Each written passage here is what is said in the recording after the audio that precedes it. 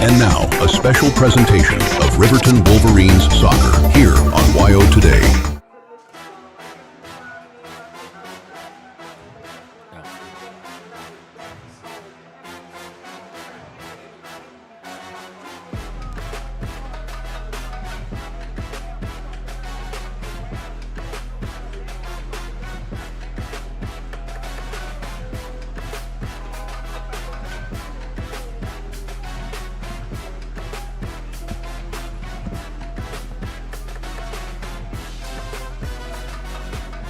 And welcome to WYO Today's coverage of Riverton High School soccer.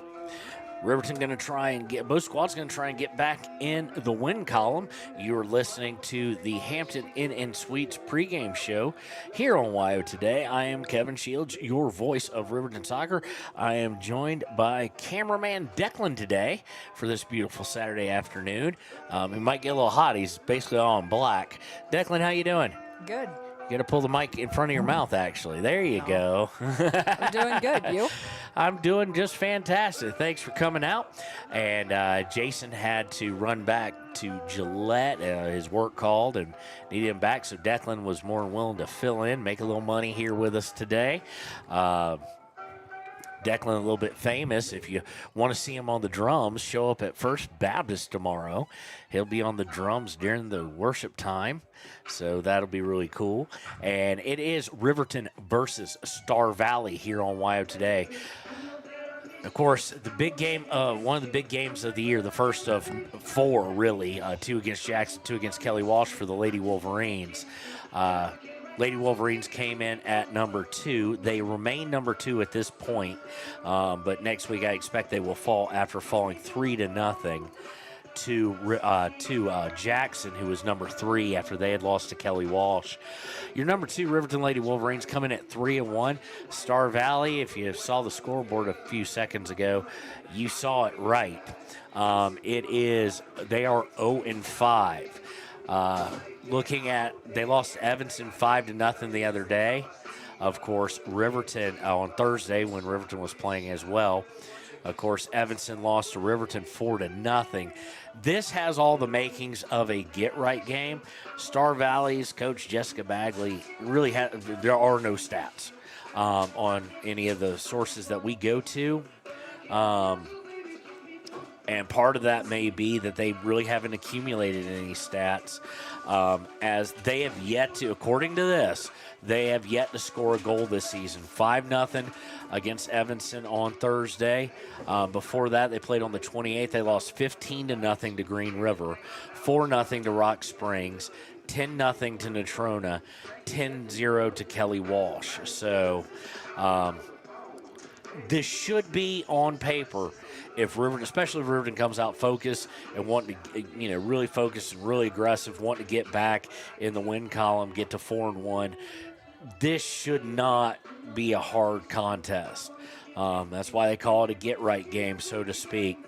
And that's really it for Star Valley. They don't have any assists. They have no goals. They have no. It doesn't even look like they have a corner kick or a penalty kick to their name, anything of that nature. So we'll see if that pans out. These stats could be wrong. Like I said, not a whole lot except for scores submitted. I guess we could actually check. Let's see Green River, make sure we are correct here. Or let's check actually Rock Springs. Rock Springs did defeat them 4-0, and they put up nothing against them.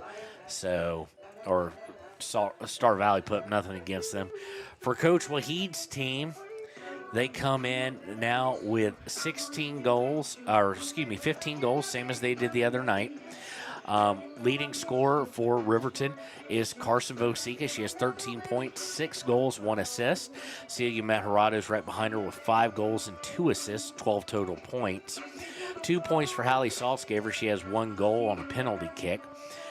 2 points for Taryn Weber. She has a goal and she's taken 3 shots. Timbry Mathill has 2 goals, both of those coming in the first contest against Rock Springs in that 6-4 victory. Kimber Mathill has 4 points, all of those on assists with 4 assists total. Corner kicks generally going to be taken by Celia Metarado. She's taken 80% of them for the year for Riverton. Hallie Saltzgaber's taken the other 2, not including the last game. Saltzgaber's taken the 1 lone penalty kick. And game-winning goals, Vosika with 1 and Saltzgaber with 1. As far as goalkeeping, it will be Braden Mossbrucker, who is our player of the game. Both categories, Gatorade and Papa Murphy's the other night. In the 3-0 loss is our first real time where she was peppered by a lot of shots, and she played extremely well. About the only one she allowed in. She had 1 major mistake, but outside of that, the other 2, nothing the keeper could have done. One was unmarked on a corner. The other one was from decent distance. But Mossbrucker has just gotten better as the season has gone on. Rock Springs, she allowed 4. That's the most she's allowed in a game. Of course, the game before against Evanston, the game before Jackson, she had her first clean sheet. Coming into the contest, she has a 70%, or coming into the week, she has a 70% save percentage. I expect she got peppered so much the other night that will go up, that she will have a higher save percentage. So that would be good. Of course, Riverton lost to Jackson on Thursday, but defeated Evanston 4-0. Green River 5-1. Rock Springs 6-4. And they are at home today.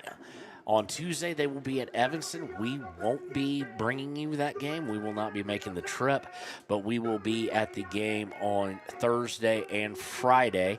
Thursday is at Kelly Walsh, big one, as it'll be we will be visiting the number 1 team in the state as of this week. And then we will host Natrona County on Friday. I do believe that's correct. And so we're going to jump right into our Ranger keys of the game. And it's real simple. Riverton just needs to come out, be their aggressive selves. Star Valley, unlike Jackson, is not going to be able to, I don't think at least, keep up with the skill set of the front players for Riverton. Nor deal with the defensive back line led by senior Aspen Gordon, but of course with Piper Anderson, Kyler McConaughey, and Decatur Yarber. It should be a very tough game for the Lady Braves. So what we'd like to see, of course, is what we always want to see, which is River to come out aggressive, get a couple goals up on the board, and based on Star Valley's record and whatnot, you could probably get this team to give up pretty early, especially if you can get 2 early ones. Put the pressure on them. They've allowed 10-plus goals 3 times, and again, they have not scored yet. That's the other kind of key, Riverton, just confidence-wise, because although they may not be emphasized by Coach Wahid and the staff, the girls are well aware that Star Valley hasn't scored. So you don't want to allow that first one unless it's a fluke, but you'd like to not allow it at all. So that is your Ranger keys to the game. When we return, it'll be time for the Arapahoe First starting lineups here on WYO Today. Stay at the newly renovated Hampton Inn & Suites Riverton, proud sponsor of all sports teams, home and away. Experience the perfect blend of comfort and convenience with Hampton's top-notch amenities, including a free hot breakfast, complimentary dinner and drinks Monday through Thursday evenings, a sweet shop for snacks and essentials, a pet-friendly environment and an indoor hot tub pool, and a fitness center to keep up with your workout routine. We've got everything you need for an exceptional stay. Reserve your stay now on our website, Hampton Inn & Suites Riverton, where comfort meets convenience. And we interrupt you with breaking news live from the Pepsi Wild Cherry aisle. Carol, can you hear us? Steve, I've never seen anything like this. The bold, refreshing, and bursting with cherry deliciousness of Pepsi Wild Cherry is, well, let's just say everyone is getting wild. Getting wild? That's right, Steve. There's dancing, binge-watching, and is that a slip and slide? They're really putting the wild in Pepsi Wild Cherry. And this on-the-scene reporter can't wait to pop, lock, and drop it. Pepsi Wild Cherry. Go ahead. Get wild. Take the next step in higher education at Central Wyoming College. Offering 2- and 4-year degree programs in a variety of fields, Central Wyoming College in Riverton is transforming lives and strengthening communities through learning, leadership, and connection. Living well isn't just about things, it's about the things that matter. your family, your friends, and your health. For decades, Sage West Healthcare has been committed to improving the health and care of our communities. Today, we're investing more in our communities, in our people, in advanced medical technologies, and in specialized facilities, so access to better care is close to you and the things that matter most. Sage West Healthcare. Be well, live well. That's why we're here. A proud sponsor of this broadcast is Bailey Enterprises. For over 50 years, Bailey has become the name you can trust. With Pit Stop Travel Centers, you can fuel up and stock up on trip snacks at locations all over Fremont County. You can also put your trust in Bailey Tire and Auto for service to keep handy for those times when your luck runs out on the road. Refresh at the Speedway Cafe with a dine-in meal or a round of carry-out with a variety of specials to keep you going. Go with Bailey.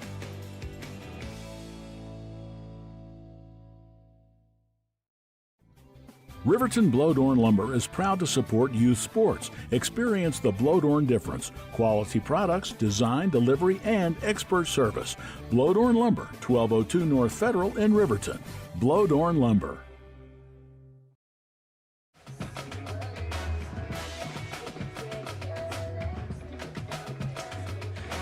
And welcome back to the Hampton Inn Suites pregame show here on WYO Today. It is the 0-5 Star Valley Lady Braves versus your 3-1 number 2 Riverton Lady Wolverines. It's time for your Arapahoe first starting lineup. First, for the head coach Jessica Bagley led Lady Braves, assistant coach Kyle Terry. They will start with senior number 2 Ambry Nelson, number 7 sophomore Cavery Dockstader, number 12, a junior, Brooks Suter. Number 13, senior, Hazel Ross. Number 17, a freshman, Sadie Sloon. Number 22, a junior, Alyssa Spencer. Number 23, a sophomore, Lila Kinder. Number 24, a junior, Afton Hunting. Number 29, a junior, Rian Lorson. Number 31, a senior, Coylin Andrews. And in keeper, it'll be number 42, a sophomore, Bello Beck. For the Aziz Waheed led Lady Wolverines, he is assisted by Jared Watson, head JV coach Samantha Howerton, volunteer coaches Reed Axlum, volunteer coach Jesse Corneo, and Evan White, and Tori Nichols.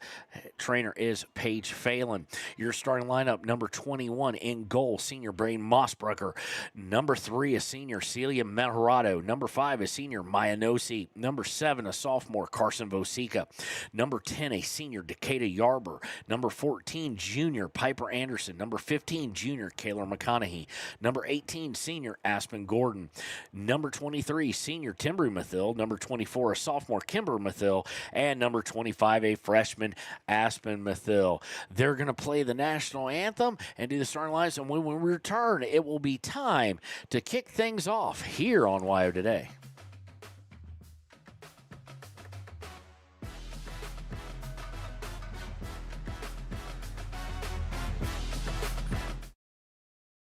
Your car or truck is an investment. When it needs repairs, you need someone you can trust to do the job right. Take it to Gunners Automotive. They repair all makes and models of cars and trucks, from oil changes to brakes, tires, and more. Gunners Automotive, 856-2288. Community Health Centers of Central Wyoming has locations across Fremont County ready to serve you at DuBois Medical Clinic, Riverton Community Health, and Lander Community Health Pediatrics. We accept all forms of insurance, including Medicaid and Medicare. Are you struggling to get medical care? Ask for their sliding fee scale. From family medicine to pediatrics, Community Health Centers are here to serve you. Call 307-463-7160 or visit chccw.org to schedule your appointment.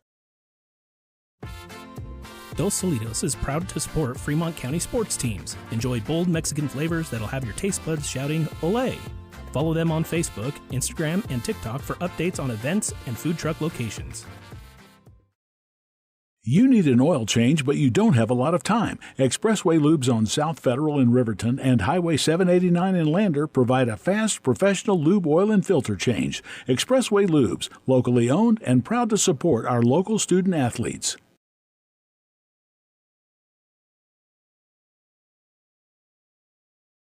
B&M Septic and Excavation offers prompt professional service. Call them today for a quote at 850-2200. They serve far and wide across Fremont County and deep. B&M Septic and Excavation is proud to support Fremont County sports. Why should your new floor come from Carpet One? Because we're passionate about the spaces our neighbors call home. We're part of your community, and we're also part of the world's largest cooperative of independently owned and operated flooring stores.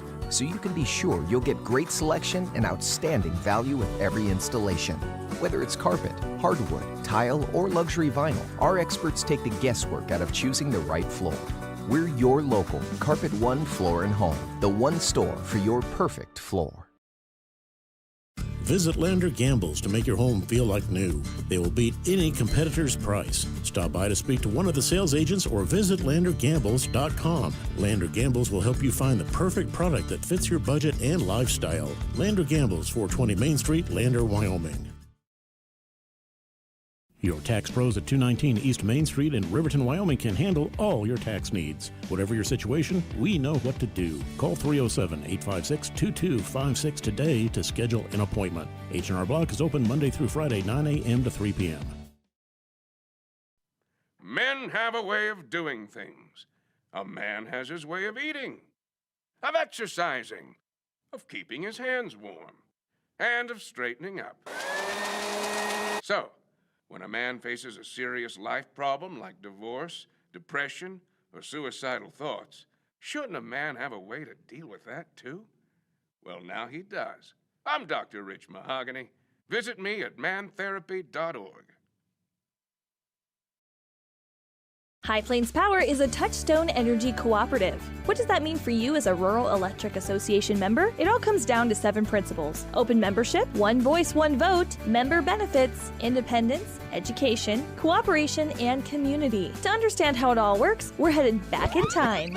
In 1879, electricity was in major cities, but rural areas were out of luck. In 1935, President FDR made it possible for companies to build power lines to unserved areas. By the time we hit 1941, some 400 electric co-ops had been organized to serve rural America, just like High Plains Power. For more information, visit highplainspower.org.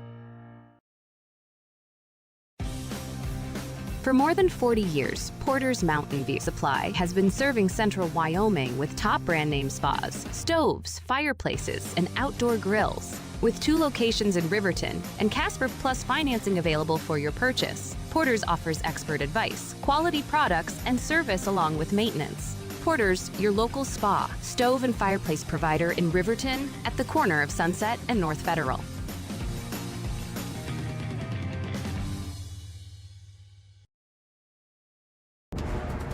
Exploding at 200 miles per hour.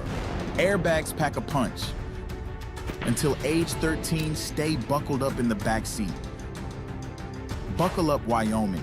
It's the law.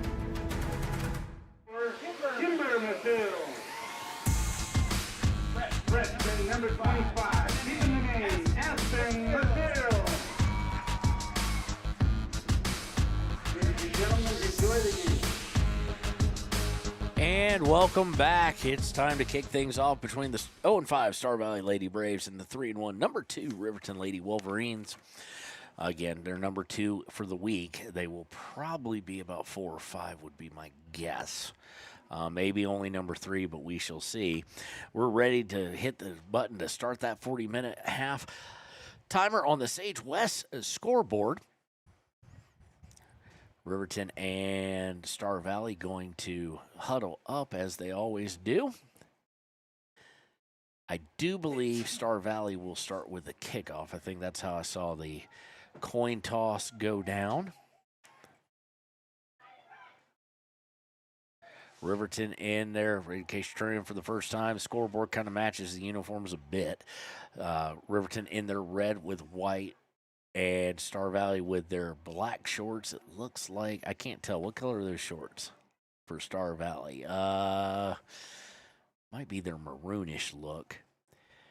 But they're in white, and they have yellow numbers, so you're going to have to forgive the reading of the numbers because it's hard here in the sun with yellow, light gold on white.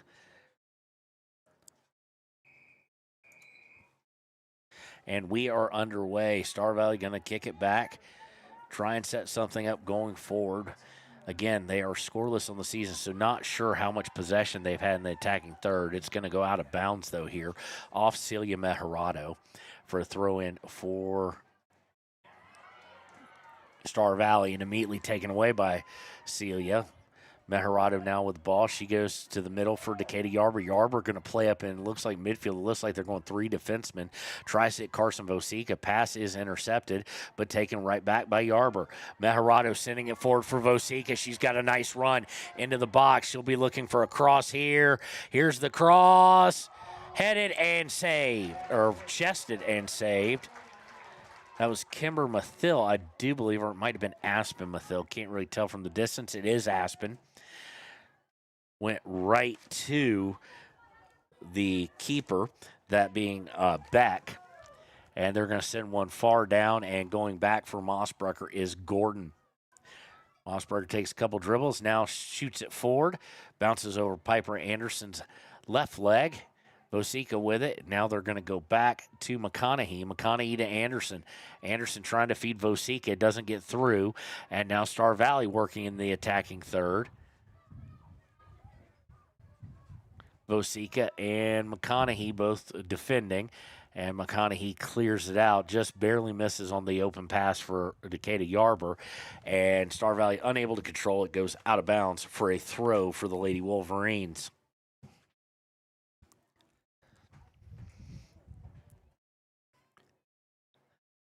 Throw in here, I think, is McConaughey. Goes to Decatur Yarber. Yarber spins, turns, and it's going to be sent back the other way, but just barely before Vosica gets a foot on it.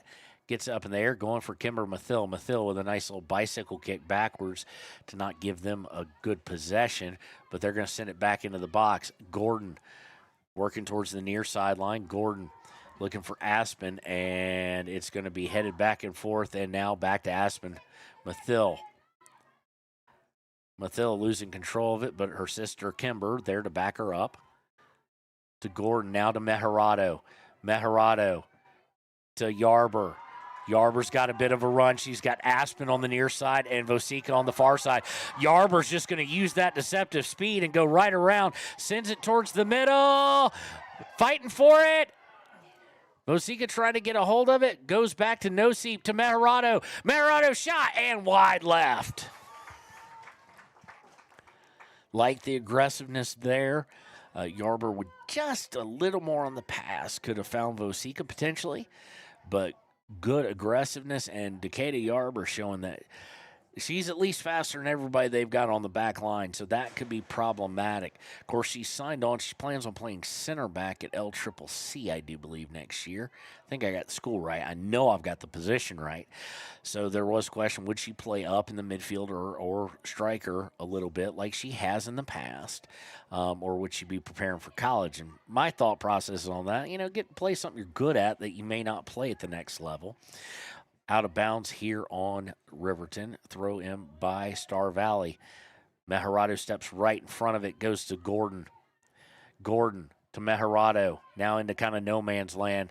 But Piper Anderson cleans it up. Gets it to Kimber Mathill to Mejarado. Mejarado to Yarber. Yarber to Noseep. Noseep looking to go over to Vosica. Intercepted, sent back. Anderson fighting for it. Goes back to Timbry Mathill. Mathill sent a long shot forward. Popped up in the air and sent forward. And now they've got problems if you're Star Valley. Noseep to Yarber. Should be good. And goal! Perfectly executed to go up 1-0 here. And you just knew that was coming with 35:50 left. Yarber has her first goal of the season on the assist by Maya Noseep. Beautiful ball to Noseep. Noseep able to get it over to Yarber, and Yarber, like you've heard me say before, like they say, the great scorers, things slow down. She didn't panic. Got it down, got the goalie to commit, and then just nailed in the back. 1-0 in favor of the Lady Wolverines. Kickoff here by Star Valley. Lady Braves looking to cross, and it's immediately intercepted by Noseep. Noseep to Yarber. Meharado. Back to Yarber. Yarber trying to get it to Aspen Mathil, and just a little too much juice on the pass. It'll go over the inline for a goal kick.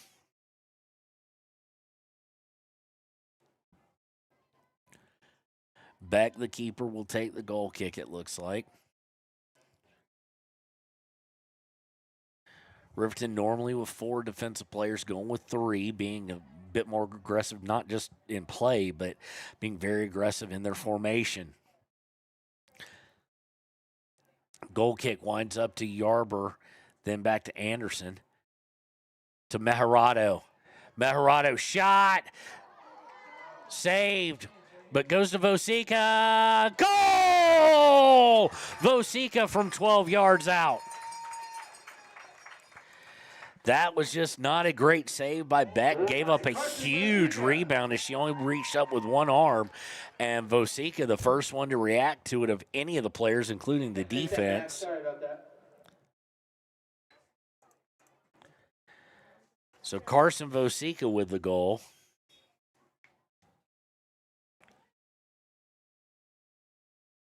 And no, we're going to take that off for offsides, it looks like. And for Riverton, Holly Seltzgaber and Karen Weber. So with 34, we've got a moving clock. We need to start that back up and get caught up here. So I'm not sure where the offsides was, quite frankly. Must have been on Vosica as she put it in the back, but it's going to go over the inline here.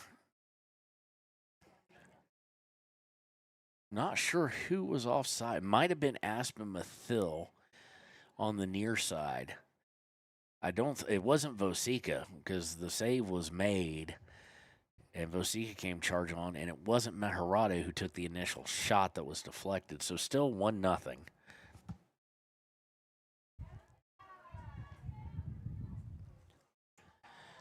Goal kick sent right back at Beck, and Beck has no problem handling it.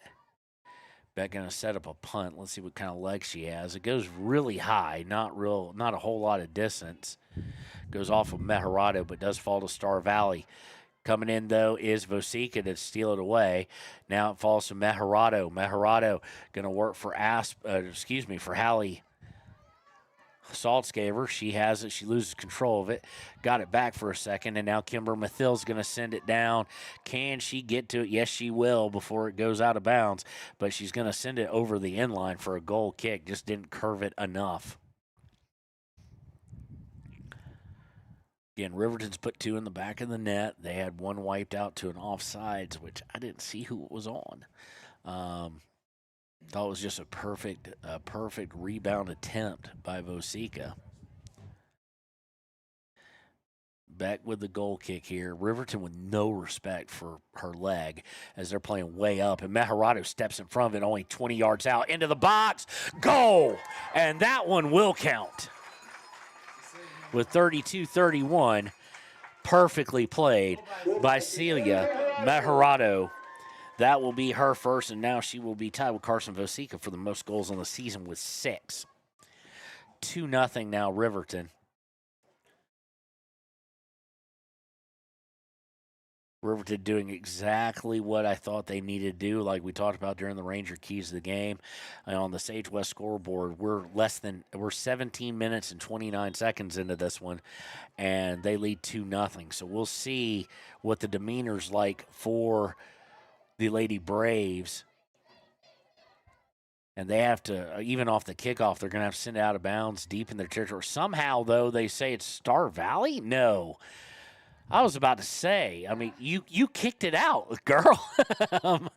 So throw in by Riverton here. Riverton really pushing forward at this point. And Star Valley sends out of bounds again. It'll be a throw in. This one be taken by Kimber Mathil. Gets into Piper Anderson, who's now playing well up. Star Valley takes away, but goes right back to Timbry. Timbry to Yarber. Yarber to Meharado. Leaves it back for Decatur. Decatur coming down. They're giving her a ton of room. Long shot. Deflected and saved by Beck. Now that, I'll give credit where credit is due. That was a nice save. You'd like for her to secure it before the rebound, but Yarber just turned and fired a missile. Unfortunately for Riverton, Beck right there. Punt goes all the way back to Aspen Gordon to Saltzgaver. Saltzgaver to Meharado. Meharado to Anderson. Anderson at midfield on the Tiger Paw looking for a long shot, a long pass for long pass for Taryn Weber, who's come in, and just a little too much juice on it. Beck will get to it and will punt it out. And even off the first touch, Taryn Weber able to give a massive amount of pressure. Star Valley has to kick it back, trying to come to the center and now go out to the far side. They do so, trying to work down the far side. She does get past the Riverton defender. Coming down, and Piper Anderson going to harass a little bit, and it's going to go towards the end line. And nope, good job by Anderson to send it out of bounds right there in the corner with 30-30 left on the Sage West scoreboard. Some substitutions now coming as Aspen Mathil will come back on, and Brylan Sandlian. Brielle Sandlian, will come in. They will come in for Carson Vosica and Taryn Weber.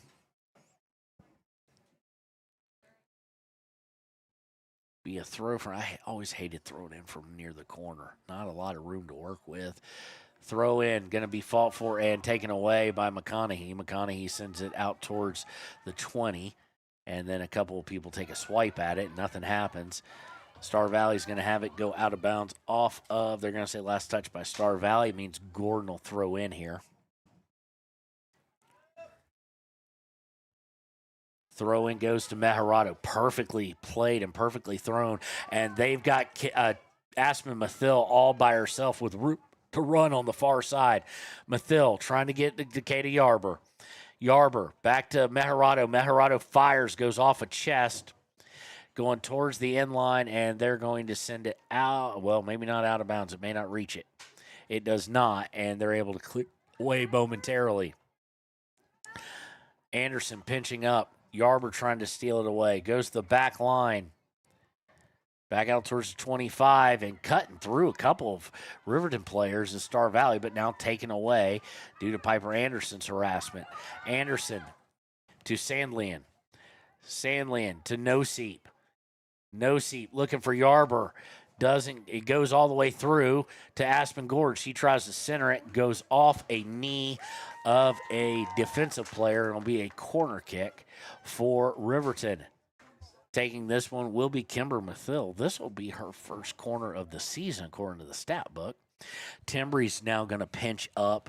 Well, pinch up implies a little bit. She's going to come all the way down towards the box. Timbree, of course, one of the more physical players, along with her sister. Kimber Mathil nails it, but right to Beck.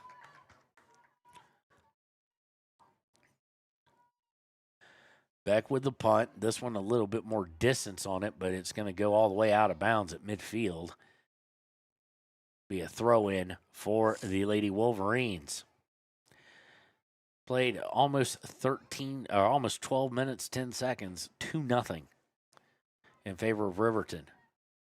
Riverton to Anderson. Anderson to Meharado. Meharado sends it way too far for Sandlian to run underneath it and go over the inline for a goal kick for the Lady Braves. For Star Valley, Emma Sellers. Sellers coming in for the Lady Braves.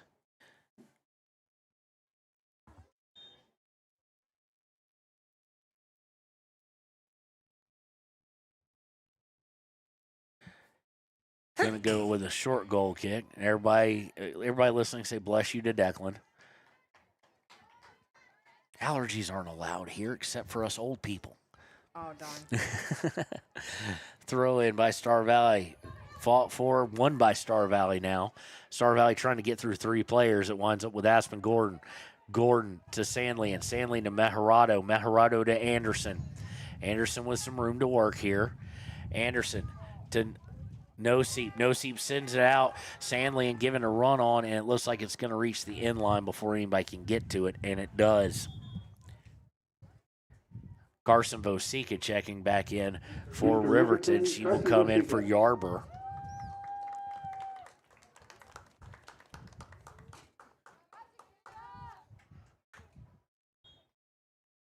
Goal kick coming from back.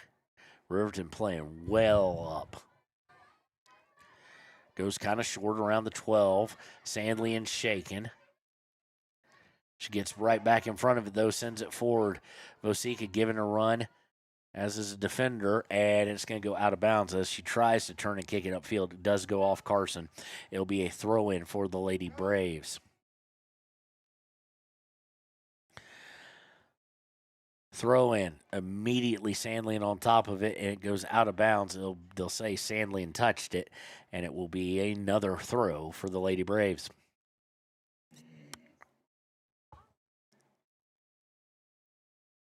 Looking to throw. Throws it right to Maya Noseep. Noseep has it. Beautiful footwork by her. She looks across, and it's going to go over the end line off a center back. It will be a corner kick from the near side. No, they're going to say far side? No, near side. And Kimber Mathill will take this one again. And Timbry and Aspen Gordon now both pinching up.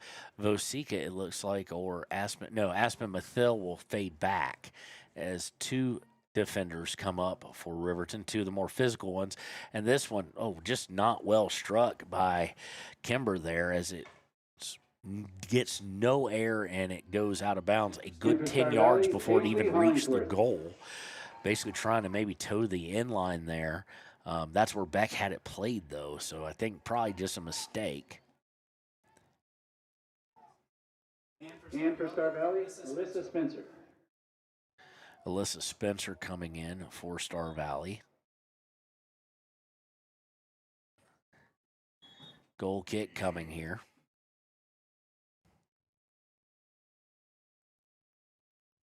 Goes to the far side this time. Riverton had been reading near side. They had people way up, ready to guard that. Star Valley been pretty much kind of what we thought, even with no stats. It goes out of bounds this time off of, it's Maya. That's Maya Noseep. But really nothing happening in the entire Riverton half of the field. Everything happening within about 30, 40 yards or closer of the Star Valley mouth of the goal. Ball does go out this time off of, I think that's McConaughey. No, that's Piper Anderson. Thrown by Star Valley. Aspen Mathill sends it right out, right where the throw-in was. So we'll do this literally again. This time it goes out of bounds, or did they call a foul? There looked to be a whistle. Yes, there was. There's a foul on, I think, Celia Maharado. So it'll be a free kick. So Riverton all jogging back.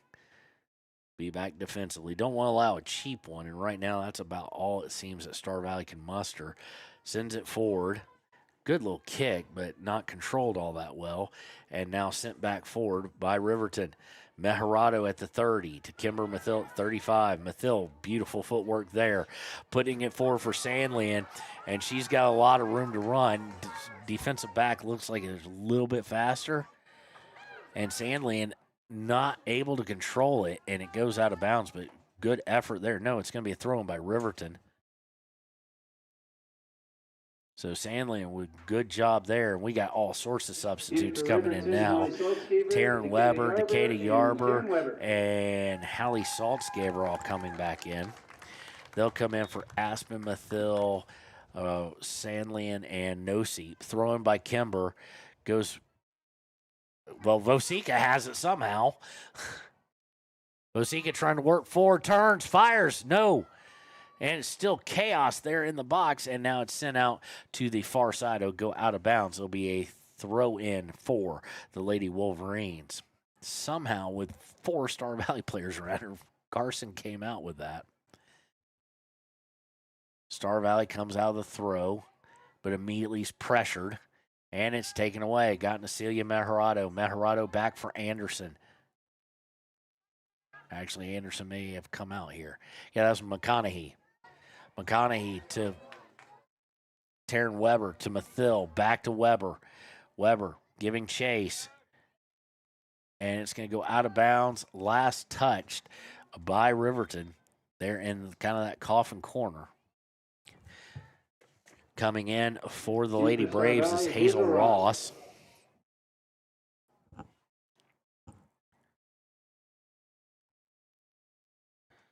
Star Valley with the throw here. Throw in, taken away by Maharado. Oh, Yarber just stepped over it. Yarber comes back for it, though, and it's taken away. And a shot, not a lot on it, and right at the keeper, but a shot by Piper Anderson. I think. Yeah.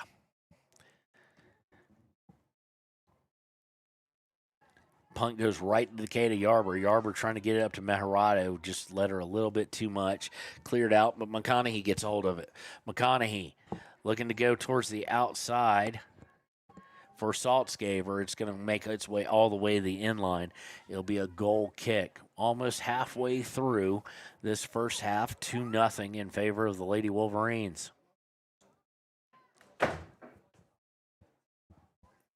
And the ghost shut the door behind us.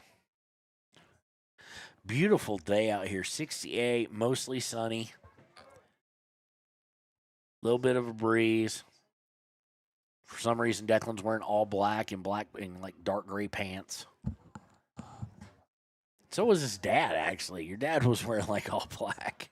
Do you have something against black clothing? Sent into the middle. Vosika trying to get a hold of it, cannot. No. I don't have anything against it except for it might get hot up here. Yeah. I'll be okay. Throw in here by McConaughey or Anderson, one of the two. Anderson. I'm sorry. They're from this distance, they're about the same height. They have the same generally colored hair. They have the same ponytail. I've gotten them confused last year and this year. Maharado to Mathill. Mathill tries to fire from deep. Blocked by the defense. Kimber Mathill back to Gordon. Gordon to McConaughey. McConaughey up to Anderson. Anderson has it taken away. Sent back towards midfield. Star Valley now pushing forward. And on the pass there towards the outside, just too much on it. And it's going to be a turnover, so to speak. Should be a throw-in for Riverton. Should be. And we've got a stoppage. So I'm kind of confused on what necessitates a water break because it was 68 degrees the other night and we didn't take one.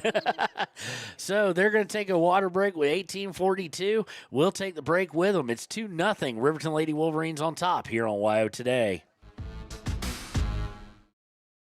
Arapahoe First is proud to support all Fremont County athletes. Just like the hard work you put into every game, we're here for tribal and non-tribal members alike. Wishing every athlete a season of strength and success. Call 307-463-4185 to discover what Arapahoe First can do for you. Grand Altitude Federal Credit Union is more than a place to bank. It's a partner in every financial journey. From checking and savings to auto loans and mortgages, they give members the tools to move forward. Known for local service and decisions made right here in Wyoming, their team offers trusted guidance every step of the way. Proud supporters of all Wyoming sports teams, they're as committed to the community as they are to their members. Grand Altitude Federal Credit Union. Your money, your goals, your altitude. If you're planning home improvement projects, look no further than Valley Lumber. They provide nothing but the best from lumber, power tools, hardware, paint, plumbing supplies. If you need it, they have it. Valley Lumber at 290 North 2nd Street in Lander. Warm Valley Health in Fort Washakie is a full-service medical provider. With integrated care teams, you're always able to reach someone in your medical team. Warm Valley Health provides primary care, nephrology, podiatry, optometry, pharmaceutical, along with other services. New to Warm Valley is pediatrics and OB care. Walk-ins are welcome. That's Warm Valley Health, located at 29 Black Coal Drive in Fort Washakie. Call today, 307-332-7300. Down! Set! Midway! Midway! Midway! Come to Midway Auto and RV and score big when buying a car, truck, or SUV. Every vehicle goes through a 100-point inspection, and every vehicle comes with a warranty. Our Super Bowl is giving our customers the friendliest service, the easiest buying process, and the best deal possible. Treat Midway like the home team. We always make the best play for our customers. Come experience the Midway difference, where you're not just a customer, you're part of the Midway family. And welcome back. Water break out of the way, 18:42 left on the Sage West scoreboard. Riverton up 2-0. And we are underway, throwing by Riverton. And it's going to go out of bounds. It will be another throw about 30 yards further downfield for the Lady Wolverines. If you're thinking about coming out here, need some stuff to support the kids, the Booster Club is out towards the concession stand selling some apparel. I'm going to go check out some stuff myself here at the halftime. And now, good job by Yarber, just pressure. And Star Valley was trying to go backwards to get to turning, send it downfield. But now we got to throw it deep in the attacking third to Yarber. Now here's the cross. And it's going to sail out of bounds. Let's see, the wind might have played a little role in it. It's not a big gusting wind, but it is blowing in that direction. So, goalie's got to get her shoes tied. Got some substitutions as Sandlian will come back in, along with a whole host of Lady Braves.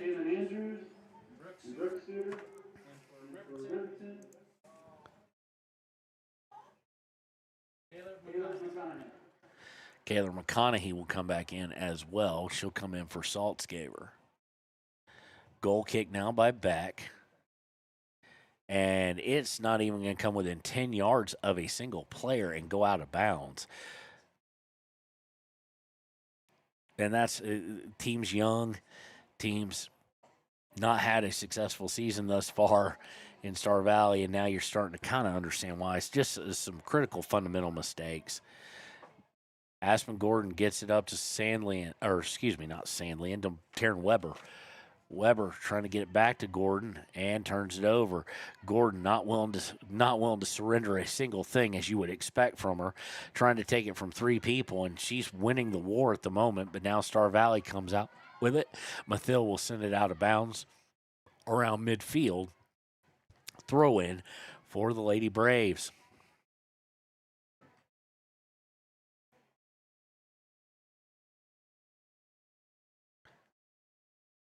Thrown by the Lady Braves, kind of in a cluster, and Kimber Mathil comes away with it.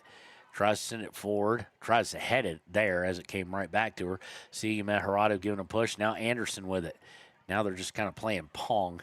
Kayla McConaughey going to send it forward, and it's going to be sent right back, this time to Aspen Gordon. Gordon, nice little pull back, and goes to McConaughey. McConaughey to Meharado. Meharado to Yarber, back to Meharado. To Anderson. Anderson trying to send one through, and somehow it gets through. Sandlian, it went off the foot and then back. Sandlian giving chase. It's going to go out of bounds. It'll be a throw for the Lady Wolverines. So two real quick ones in within 12 minutes of the start. 12 minutes or 11 minutes and 29 seconds. And Riverton is still putting pressure on, just has not gotten the shot looks. Yarber with it now. Yarber trying to sneak it through to Meharado, can't get it through to her. And Star Valley's going to send it out of bounds. There'll be a throw-in for the Lady Wolverines.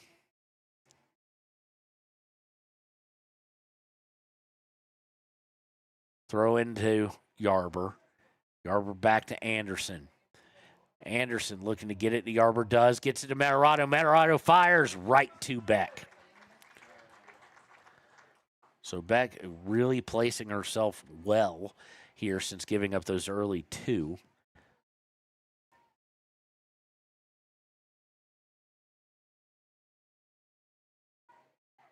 Punt sent forward, and Yarber comes away with it. Yarber with some room to work, gets it to Vosica. Vosica to Mejerado. Mejerado turns, fires, blocked, and saved from going over the end line. And it'll be Beck with a punt again. So Riverton aggressiveness is inched up a little bit here in the past 2 minutes or so. Yarber able to keep it even. Kimber Mathill with it. Mathill to Weber. Weber trying to go through 2 players, and they send it out of bounds. It'll be a throw-in for Lady Wolverines as we approach the 14-minute mark. Maya Nosip will come in for Taryn Weber.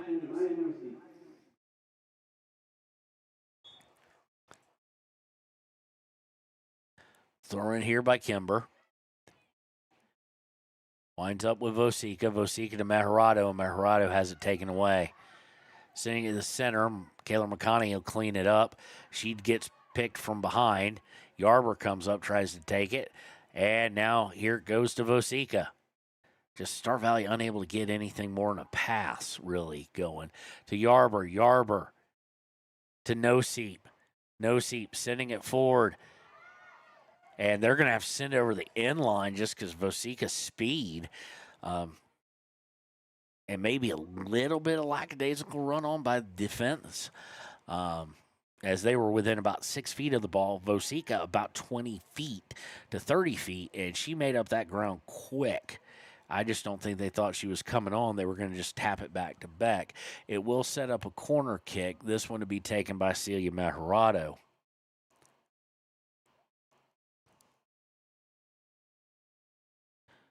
Sent far, headed, and over the goal. There's a header by Maya Nosip. Little bit too much on it as far as height. But got to the place they wanted to, just a little bit too high where she couldn't get the forehead on it and get it down. Beck will set up the goal kick here.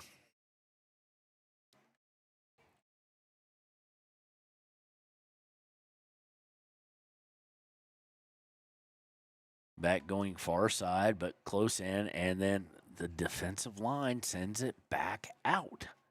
The back line sends it back out of bounds, so it'll be a throw-in for Riverton. And Star Valley able to take it away, trying to work down the far side, and able to do so. They got a little room to run. They don't have a whole lot of people forward, just one other. This one's going to go all the way back to Mossberger. She'll do the first thing she's had to do all day, and she'll just step up and kick it all the way downfield. Star Valley does get it, but they send it right to Kimber. Kimber looking to work down to Vosica, and this is where Vosica's speed comes in. Vosica gets to it first. Defended well. Has it taken away momentarily, but she goes back for Mathill. Kimber with a cross. Does get through one defender, but not the other. And it's going to go out of bounds. It'll be a throw-in for the Lady Wolverines.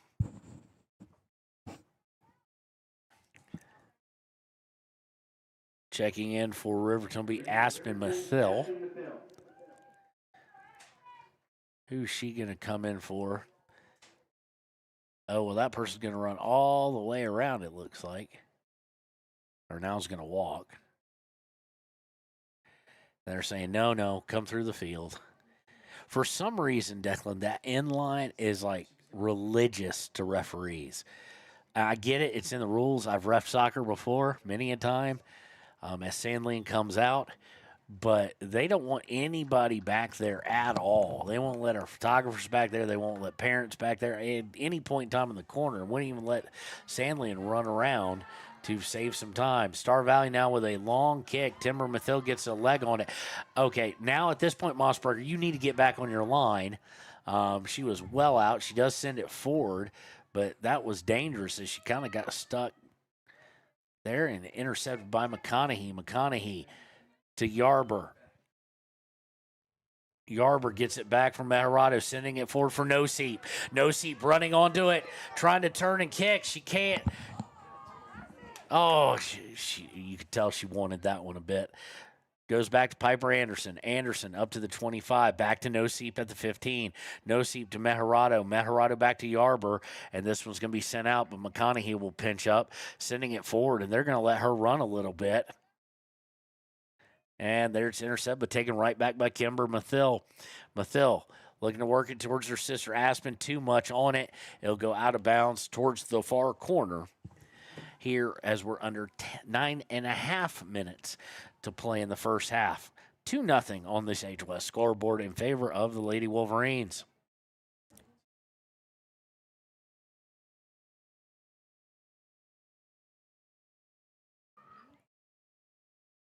Throw in taken away. Vosika chases it down.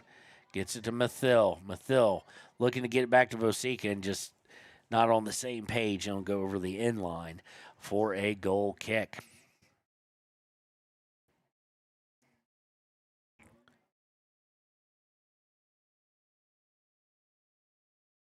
Substitution here.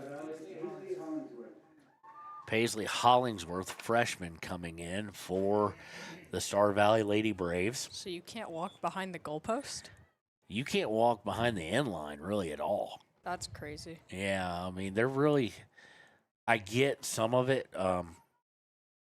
It's just, it's really ref discretion to some extent how much they let you come in from the corner. I've seen all sorts of different things called. So, long kick sent out. Timbri Mathil going to send it right back, and it bounces over. Vosika on the run in. She's got no seat down there with her. She's going to be able to stop it. It will go over the end line. Corner kick for Riverton. Well played by the sophomore. Meharado is going to take this corner kick, it looks like, and Timbri Mathil, Aspen Gordon will pinch up. Aspen Mathil, as we saw the last corner, will pinch back, well, not pinch back, will go back towards midfield and replace the two very physical players, the players who are less likely to get knocked down in a scrum, so to speak. Meharado from the near side. Be nice to get a set-piece goal here. A little bit too much on it there, and it's going to go over, and is it going to, what's it going to do? It's going to go over the end line. Looked like it was going to kind of follow that all the way out to the corner. Just a wee bit too much on it, and that's hard to judge. Got to play the wind involved, especially because it's going to try and blow it towards the end line right now. But it'll be a goal kick. Riverton again showing zero respect for the goal kick, and that's why she's going short. And forced immediately to go backwards. That has been the story of the day for the Lady Braves, is they've not been able to work it forward. Now this one's going to be sent towards the, I think they got a handball against Riverton there. I think it popped up on Maya Noseep's elbow. And that is indeed what they're going to call. So it'll be a free kick. Things have kind of slowed down here since the very quick 2 by Riverton. Sent forward and immediately taken away. Well, Kayla McConaughey sends it right into a Star Valley player's back, but comes away with it. Mathil gets it to Aspen Mathil. Mathil to Meharado. Meharado going back for Timbri Mathil. Mathil to Kimber. Trying to get to Meharado and just overshoots her. It's taken by Star Valley, but only for a split second before Meharado gets it right back. McConaughey back to Meharado to Yarber. Yarber to Meharado. Meharado trying to center it, does so. Anderson's not going to get to it before the defense does, but it's going to go right back to McConaughey. McConaughey to Meharado. Meharado to Yarber. Trying to lay it behind for Meharado, just too much traffic for Star Valley. Sent forward. And Timbri Mathil get a hold of it. Mathil to Gordon. Gordon to the 35. A little short pass to Vosika. Vosika to Meharado. Meharado back to Kimber Mathil. To Yarber. Back to Meharado. Meharado sending it forward for Vosika. Let's see. The center back for them can fly. And it goes over the end line. It will be a goal kick. Now, she's the only defender who can fly, but she was faster than Vosika there. Under 5 minutes to play on the Sage West scoreboard here in the first half. It's been all Riverton possession dominated. time in the attacking third dominated. Goals dominated, but it's slowed down quite a bit after the first two. Beck lining up the goal kick. Going forward for it, out to about the 15. Short goal kick and stolen away. Stolen right back by Star Valley. And it'll go out of bounds. It'll be a throw in for the Lady Wolverines. Throw in by Anderson. Gets it to Meharado. Meharado pops up for No Seep. No Seep looking for Yarber. Yarber strikes it. No good. And then diving into it. A little bit of collision. Beck had that well played, so give Beck some credit here. Has really dusted off herself after allowing 2 early ones.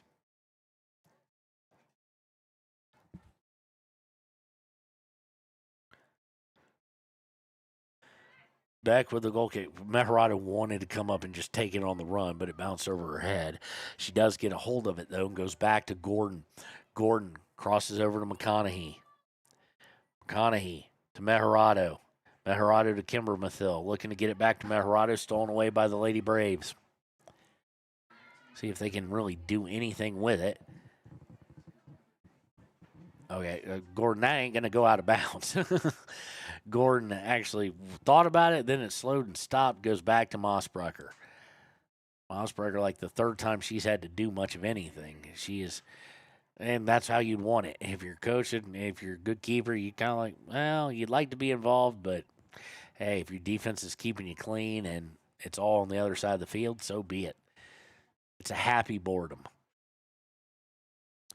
Ball goes out of bounds. It'll be a throw-in for Star Valley at about their own 45. 2:50 to play on the Sage West scoreboard. Inbound to Meharado. Meharado out to Aspen Gordon. Sends it back. Nobody there. Vosika kind of running on now. But taken by Star Valley. But they send it right to Kimber Mathil. I mean, right to her. Laying it out for Vosika. I don't think Vosika's going to be able to get to it and go over the end line. Hallie Saltzgaver and Taryn Weber now coming back on. Taryn Weber.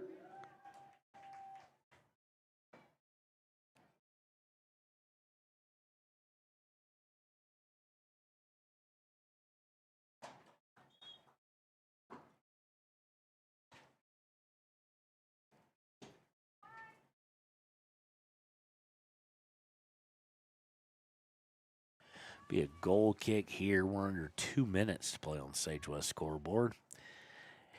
In this first half that's been all Riverton, I know Coach Waheed would probably like, and the players themselves would like to have seen a few more goals out of this.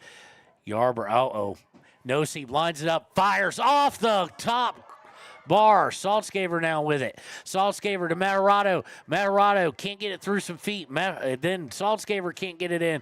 Yarber trying to head it towards goal, and it's a little short and goes over the end line.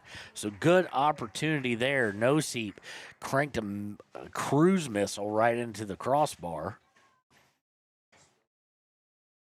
And it'll remain 2-0. Again, look for us probably next week. I'll be putting up the Legion baseball schedule. I know it's already out there, but we'll be putting up our broadcast schedule.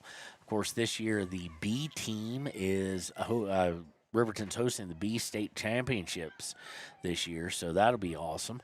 But we look forward. Marshall, Declan's dad, is going to be joining us and doing some baseball when I can't do it due to WAB. And there's the Kimber Mathil shoulder shiver. We were waiting on that one. It'd been a hot minute.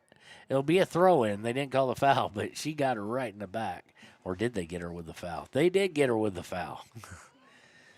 So, she likes to duck that shoulder into the back. And just a little too much, but now she knows what the ref's willing to call as we tick under 15 seconds here. And that kick is sent right out, way out of bounds. 10 seconds left.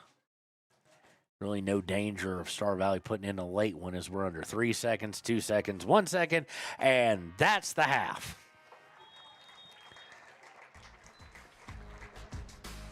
So at the end of one, 2-0 in favor of Riverton. We'll be right back with the United States Marine Corps halftime show here on WYO Today.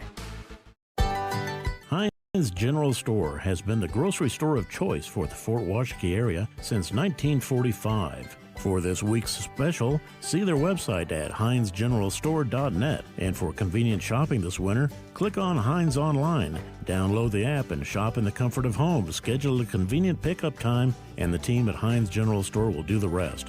Heinz General Store says good luck to all Fremont County teams. And welcome back to the United States Marine Corps halftime show. We're taking it early because we need to go refill our water bottles and all that good jazz. At the half, Lady Wolverines lead 2-0. They have dominated every phase. About the only thing they haven't that you would look at and go, they've left some on the table, is they should have 4 or 5 goals right now. The goals by Celia Maharado and Decatur Yarber. It was Yarber's first of the season and was absolutely beautiful off the assist from Maya Noseat. Celia Maharado puts in the second one with a cruise missile of a shot. And there's nothing really to say for Star Valley statistically. They've been past midfield a handful of times. Braden Mossbrucker, unlike the game against Jackson, where she was peppered consistently, has had to deal with the ball about 3 times. Riverton, another thing that Coach Wahid's probably looking to work on, because there have been several opportunities, is the corner kicks. Corner kicks really haven't led to a good opportunity yet, but we'll see what the second half brings. We want to thank the U.S. Marines for sponsoring halftime. We're glad to have them back. Of course, they're on a WYO Today newsroom on Tuesday, I think the third Tuesday of every month. They're on with me, though, so you can always listen to that and see what the United States Marine recruiters are doing in our area as young men and women go to serve our country. We'll be right back here in a few minutes with the second half here on WYO Today. Take the next step in higher education at Central Wyoming College. Offering 2- and 4-year degree programs in a variety of fields, Central Wyoming College is transforming lives and strengthening communities through learning, leadership, and connection. I'm Winslow Friday, Director of the Wind River Intertribal Council Department of Transportation. It makes me and my crew happy when you buckle up. It just might save your life. I'm gonna get us home. Buckle up for life, Wyoming! Midway operates our 4 showrooms as one location, giving you by far the biggest selection of inventory in the region. Midway has the best buying experience before and after the sale. Our team members have more experience and knowledge to better serve you. Midway's success is based on hard work. Our team members give 110% to make sure you have a fast, enjoyable experience. We have what you need. At Midway, you're not just a customer, you're part of the Midway family. Head to Nana's Bowling and Bakery in DuBois for Family Fun Night. Now booking parties for all ages and occasions. To reserve your company, family, or birthday party, call 455-3660. Nana's Bowling and Bakery is proud to support Fremont County student athletes. Discover Thermopolis is proud to stand with our Bobcats. From local attractions to hometown pride, there's always something to cheer about here. Discover Thermopolis, celebrating our community and rooting for the Bobcats all season long. Golden Buffalo Jewelry in Riverton knows that sports bring our community together, from Friday night lights to weekend tournaments. They're proud to cheer on our local athletes and support the teams that give us so much to root for. At 407 East Main, you'll find something special for everyone. Timeless pieces, unique gifts, and a selection worth exploring. Stop in, discover the perfect treasure, and know you're supporting a business that supports local sports, where community and sparkle shine side by side. Call 307-857-2789 today. Hot Springs Pharmacy is proud to cheer on our hometown Bobcats. Whether it's game night or school night, we've got the prescriptions, health essentials, and friendly service you can count on. Hot Springs Pharmacy, your local team, your local pharmacy. Let's have a big cheer for our hometown team. Hi, my name is Deputy Krista Grove with the Laramie County Sheriff's Office. I wanted to remind everyone that no matter how big your kiddo might seem, they should probably still be sitting in a booster seat. My son, Sylvester Grove, 9 years old, still sits in a booster seat in my vehicle. I've responded to far too many crashes where there have been kids not buckled up and have seen the worst. Buckle up for life, Wyoming.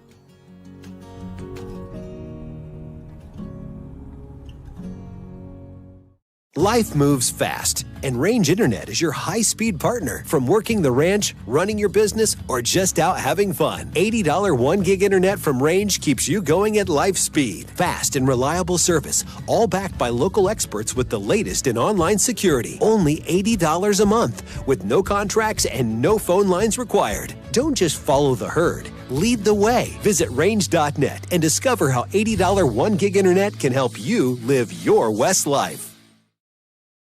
Stay at the newly renovated Hampton Inn & Suites Riverton, proud sponsor of all sports teams, home and away. Experience the perfect blend of comfort and convenience with Hampton's top-notch amenities, including a free hot breakfast, complimentary dinner and drinks Monday through Thursday evenings, a sweet shop for snacks and essentials, a pet-friendly environment and an indoor hot tub pool, and a fitness center to keep up with your workout routine. We've got everything you need for an exceptional stay. Reserve your stay now on our website, Hampton Inn & Suites Riverton, where comfort meets convenience. And we interrupt you with breaking news live from the Pepsi Wild Cherry aisle. Carol, can you hear us? Steve, I've never seen anything like this. The bold, refreshing, and bursting with cherry deliciousness of Pepsi Wild Cherry is, well, let's just say everyone is getting wild. Getting wild? That's right, Steve. There's dancing, binge-watching, and is that a slip and slide? They're really putting the wild in Pepsi Wild Cherry. And this on-the-scene reporter can't wait to pop, lock, and drop it. Pepsi Wild Cherry. Go ahead. Get wild. Take the next step in higher education at Central Wyoming College. Offering 2- and 4-year degree programs in a variety of fields, Central Wyoming College in Riverton is transforming lives and strengthening communities through learning, leadership, and connection. Living well isn't just about things. It's about the things that matter. Your family, your friends, and your health. For decades, Sage West Healthcare has been committed to improving the health and care of our communities. Today, we're investing more in our communities, in our people, in advanced medical technologies, and in specialized facilities, so access to better care is close to you and the things that matter most. Sage West Healthcare. Be well, live well. That's why we're here. A proud sponsor of this broadcast is Bailey Enterprises. For over 50 years, Bailey has become the name you can trust. With Pit Stop Travel Centers, you can fuel up and stock up on trip snacks at locations all over Fremont County. You can also put your trust in Bailey Tire and Auto for service to keep handy for those times when your luck runs out on the road. Refresh at the Speedway Cafe with a dine-in meal or a round of carry-out with a variety of specials to keep you going. Go with Bailey.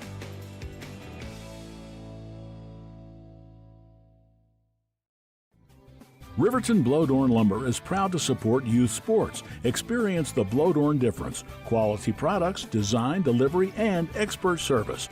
Blowdorn Lumber, 1202 North Federal in Riverton. Blowdorn Lumber.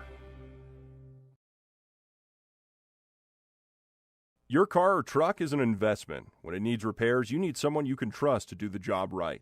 Take it to Gunners Automotive. They repair all makes and models of cars and trucks, from oil changes to brakes, tires, and more. Gunners Automotive, 856-2288. Community Health Centers of Central Wyoming has locations across Fremont County ready to serve you at DuBois Medical Clinic, Riverton Community Health, and Lander Community Health Pediatrics. We accept all forms of insurance, including Medicaid and Medicare. Are you struggling to get medical care? Ask for their sliding fee scale. From family medicine to pediatrics, Community Health Centers are here to serve you. Call 307-463-7160 or visit chccw.org to schedule your appointment. Dos Solitos is proud to support Fremont County sports teams. Enjoy bold Mexican flavors that'll have your taste buds shouting "Olé!" Follow them on Facebook, Instagram, and TikTok for updates on events and food truck locations. You need an oil change, but you don't have a lot of time. Expressway Lubes on South Federal in Riverton and Highway 789 in Lander provide a fast, professional lube oil and filter change. Expressway Lubes, locally owned and proud to support our local student athletes.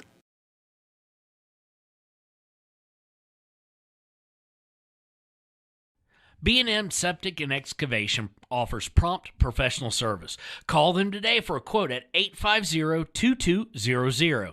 They serve far and wide across Fremont County and deep.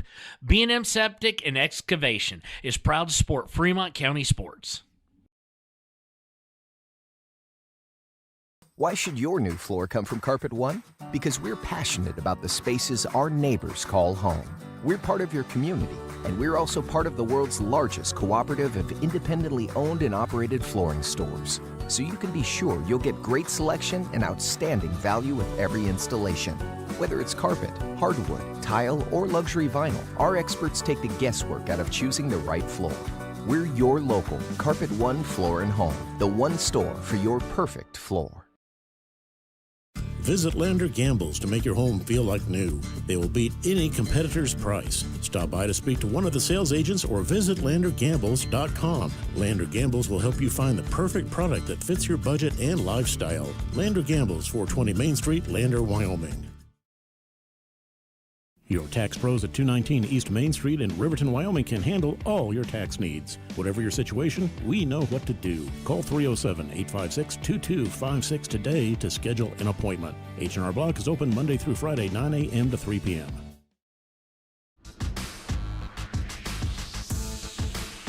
And welcome back. Time to hit the timer on the Sage West scoreboard and start the second half. Team switch directions. Riverton now going left to right, as you know, because you're watching it, because it's not a radio broadcast. 2-0. Goals by Meharado and Yarber. And No Seep kicks it back to Meharado. And now Meharado's going to send it forward fast. Yarber giving a run on. And goal that quickly. Wow. 12 seconds in, and Riverton goes up 3-0. Decatur Yarber's second of the day, assisted by Celia Meharado on the long pass.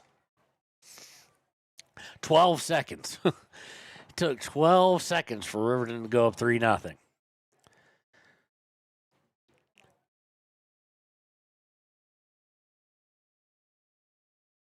So Yarber finishes it off. Okay, I've barely gotten my breath underneath me for the second half. Kickoff now by Star Valley. Sent it forward, and now it's back to Yarber. Yarber loses it, but goes right to Kimber Mathil. Mathil looking for Vosika. She's given a run on. She gets shielded out, and it gets sent out of bounds by the back line. So quickly here, we're barely into half a minute pass into the game, into the second half, and just Star Valley backpedaling. Riverton really putting the heat on them. No seat to Yarber. Now Meharado. Meharado, the long shot, deflected by Beck, and then she'll gain control of it. But she's not really having a hard time with the long shots, but anything inside the box has caused an issue for the Lady Braves. Long punt sent down, and it's going to go rolling well past Aspen Gordon and out of bounds. It will be a throw-in for Riverton. And I always feel just like I do for Riverton when we go to Star Valley if we lose a game. That's a long drive. I mean, their entire Saturday, and I'm talking about just for the girls' team at this point, as now Vosika has on the near sideline, going to No Seep, and it's deflected backwards. It'll go to Timbry Mathil. He'll send it forward to Yarber. Yarber try to get real fancy there. And they're going to send it to the middle. It's going to be outside of No Seep's grasp.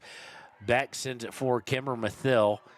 Well, she's trying and cross. Oh, no, she'll try and send it further down, and Vosika can't get to it. But what I was going to say is I feel for them just because the parents, the fans, the players. I mean, you come up here, you play 80 minutes of a game, and you're going to be driving for 10 hours total there, here and back. It's your whole Saturday, and when you just are young and not overly fundamentally sound, and having some issues and losing like they have been, it's just got to be demoralizing. So credit the coaches for getting their heads up, and keeping their chins up. Matt Hirado there with about a 30-yard bomb of a shot. Got enough on it, got a lot of pace on it, but way too high.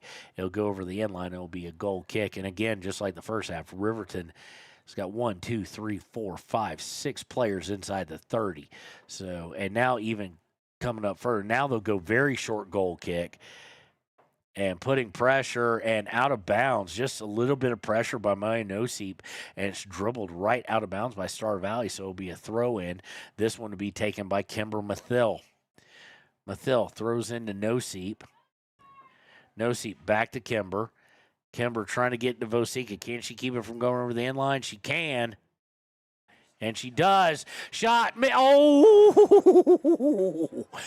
Aspen Mathill with the run on, and just a split second too late to get what in hockey would just be a puck redirection, just redirected into goal. It'll be a throw in as it went all the way out of bounds. But, boy, Aspen was right there. And, that timing's only going to get better as she's only a freshman. Throw in by Star Valley. Sent out of bounds by Aspen Mathill about 20 yards further downfield. So we'll wash, rinse, and repeat. Throw in intercept by Matt Hirado. Yarber beats 2, beats 3. Can't beat the 4th. But falls to Anderson. Over to Kimber Mathill. Kimber Mathill, long little lofter. And good job by Beck keeping it in front of the line and just kind of bounced it up. It was headed over her head. Beautiful location there by Kimber Mathill. And the punt goes immediately out of bounds at 36. That's the little thing you almost want to say, okay, I say a lot with goal scorers, let it slow down.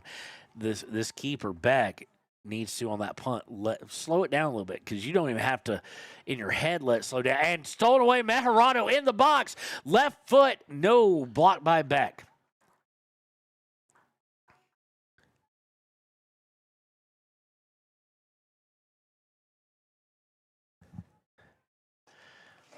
So we do have an update on some scores here as we see it playing at midfield from this week in girls soccer, specifically starting on Thursday and Friday. We had an upset, if you will, and I do believe that was last night in 4A. Number 1, Kelly Walsh and Rock Springs tie at 1. Of course, Kelly Walsh is the next opponent we'll have on a broadcast. Riverton going to Evanston on Tuesday. Kelly Walsh going down to Casper on Thursday. Green River defeated Natrona County 5-4 last night. Number 4 Laramie defeated number 5 Thunder Basin 1-0. And Riverton now working out. Kimber Mathill looking to get to Vosika. Does so. Vosika trying to push through, and she stood up. And will be taken towards the end line. Ooh, they flirted with it. Sheridan defeated Cheyenne East 3-0. Cheyenne Central defeated Campbell County 1-0. In 3A, Rollins defeated Torrington 2-0. Number 1 Cody defeated Pinedale 16-0. Number 2 Powell defeated number 3 Lander 2-1. Number 4 Buffalo defeated number 5 Douglas 3-2, and Warland defeated Newcastle 2-0. Ball sent back, and Mossberger's going to play her first ball of the second half, right around the 20. Just sends it forward, looking to get it to Aspen Mathill. Mathill to Matt Hirado. Matt Hirado setting it up for Decatur Yarber. Yarber into the box, looking for the third goal. Third goal. She has the hat trick.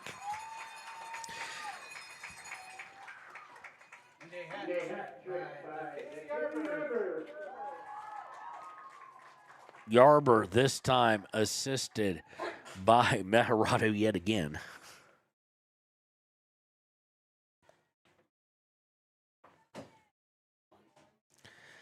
So 4 goals now by Riverton. They lead 4-0. Yarber with the hat trick.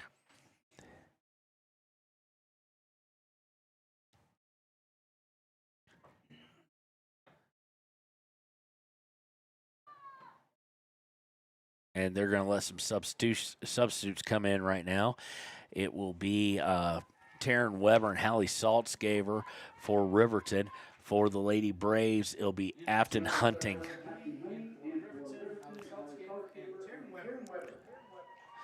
Coming in for Maya Noseep and Aspen Mathil.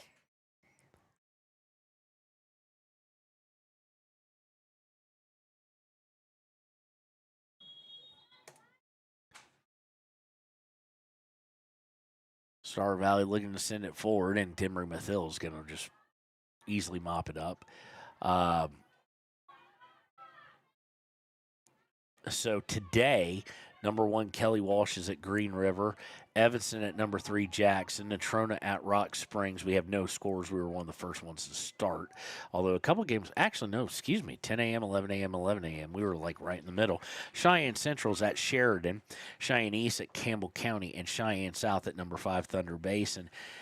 On the girls' side, this is all girl scores. On the Class 3A side, number 2, Powell at Pinedale. That started at 10. Number 1, Cody is at number 3, Lander. That's ongoing right now. We'll be able to pull a score for you in a second as Riverton will set up a corner as it went over the end line. Warland at Torrington. Newcastle at number 5, Douglas. This one right in the box. Oh! Yarber may be looking at a yellow here. We're about to get the X, I'm sure, to stop the clock, as the goalie just got trucked. Yeah. But he's not stopping it. He's still not stopping it. I mean, Decatur Yarber summoned her inner middle linebacker there. It's like the Snickers commercial. Who am I? Your coach. Who are you? I'm Batman. She gets up. She looks to be okay, but took that one like a champ.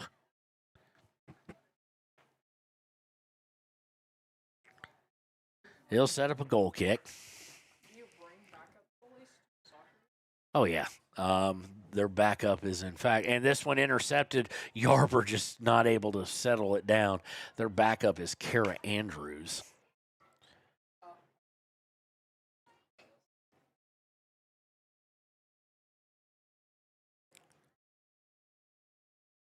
And we're going to get some substitutions now as the ball goes out of bounds. It'll be a Riverton throw. Going to try and pull up the Lander score.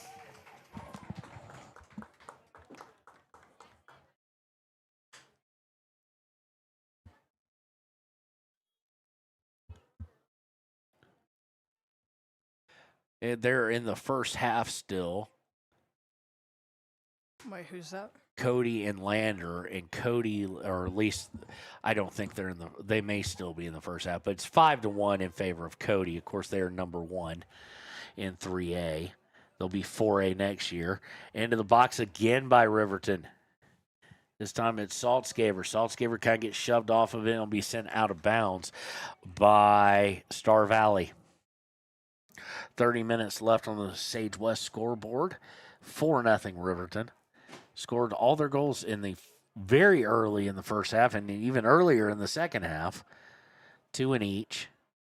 Star Valley now trying to work it forward. Piper Anderson going to get a hold of it. Anderson to Weber. Now back to McConaughey and back to Kimber Mathil. Mathil going to go backwards for McConaughey.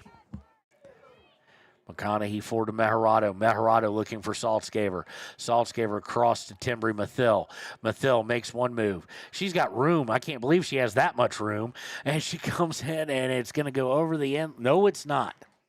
I thought it was going to go over the end line for a corner. I think Timbry was confused. Kimber Mathil looking to cross over here. It's going to go to Meharado. Meharado might want to think about a long one. She does. and it's put down in front, and Beck finally grabbing hold of it. Beck has got to work on being able to secure these off the shot. That one wasn't too hard. Catch that, because the rebound almost fell to Taryn Weber. Punt sent back. It's going to go all the way back to Gordon. Gordon with plenty of time to settle it. Goes over to Sandlian. Sandlian to Anderson. To Yarber. Yarber trying to send it forward for Mathil. Gets it forward. She's not going to be able to get to it, though. And, it's free! And now it's not. I think Mathil might get a wee bit of talking to there, potentially. Nope, it's going to be a foul on Mathil. That was less heinous than the Yarber one. Significantly less heinous.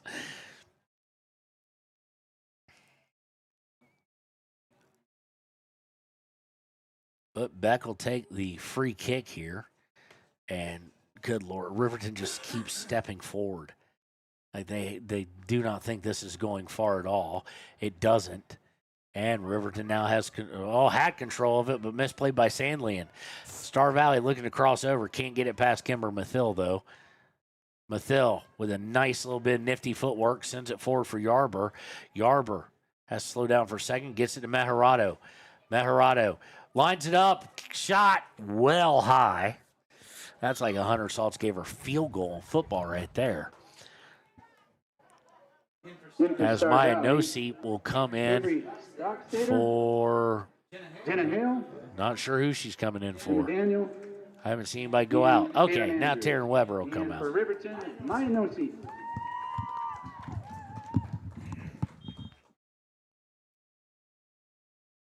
Kick is going to go right to Hallie Saltzgaver. Can she settle it down is the question. She does, but she goes backwards for actually a Star Valley player is going to step in front of it.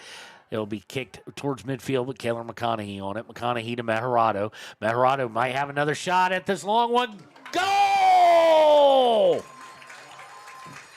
Finally got one down, and Riverton now up 5-0.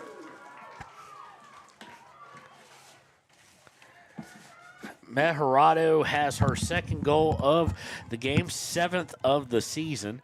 Assist will go to Kayla McConaughey.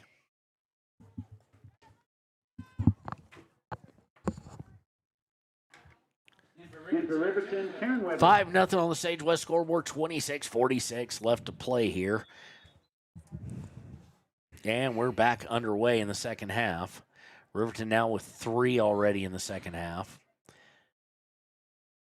Goes back and Riverton takes it right away. Mathil to Meharado. Meharado to, I think that's McConaughey. Trying to get a no-seep taken away by Star Valley, but sent right back and this time out of bounds by Riverton in the attacking third.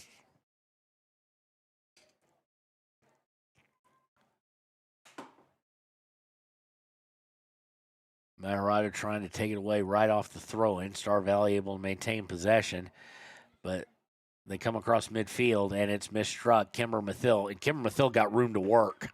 Mathil at the 35-30, 25.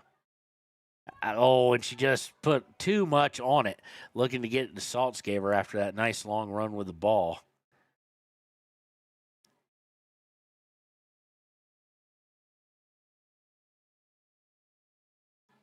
Sent right back. No, not out of bounds. Taken by Star Valley. They look to cross over. Celia Meharado steals it. Meharado to no-seep. Gets it back to Meharado. She thinking another long one. No, she's crossing over for Yarber. Yarber trying to get into the box.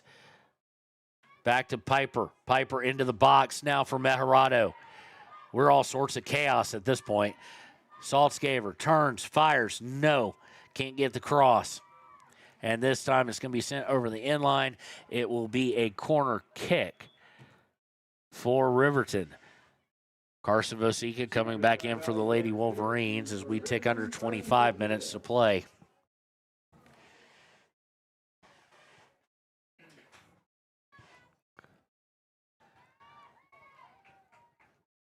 Who's going to take this? It's going to be Kimber Mathil. We'll get her in your screen in just a second. And there's the kick, and missed by Timbry trying to come in. She jumped up trying to get a knee on it, and it happened to bounce right underneath. It'll go out of bounds on the far side. Throw in for the Star Valley Lady Braves.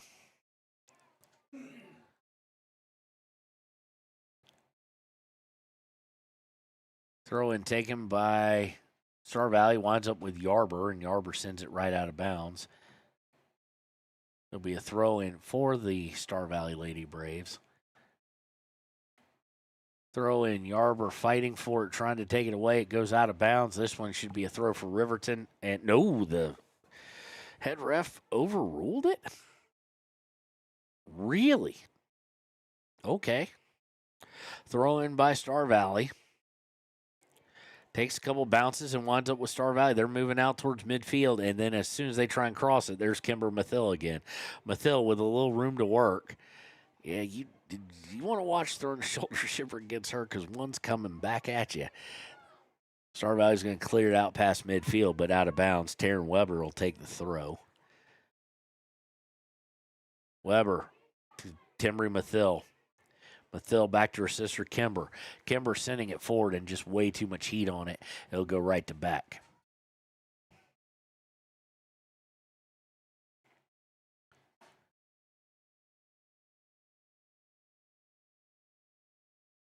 Punt goes out towards midfield. Probably the best punt by Beck all day. Taken for a second by Weber, but now gotten outside. Sandlin with the pressure, and Star Valley sends it out of bounds. It'll be a throw-in for the Lady Wolverines. Throw in taken by Yarber. She's got room to potentially run, especially if she beats this one. She does not. Go out of bounds. And we'll have some substitutes coming in. Looks like the JV game. The JV girls are headed over now.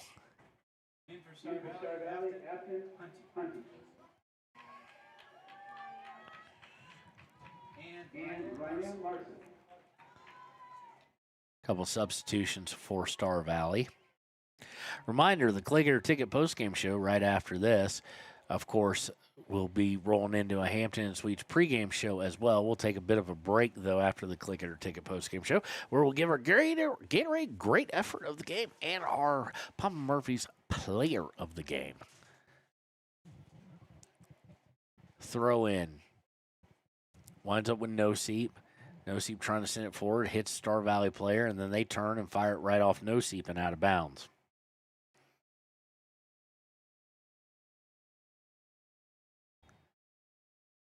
We've got a whistle of some sort. Looks like a foul. Is it a foul or is it out of bounds? It's out of bounds. It'll just be a throw, obviously. Yep, that's exactly what they're saying. Players didn't really react to it. Winds up with Meharado. Is she going to try another long one? She does. And wide right.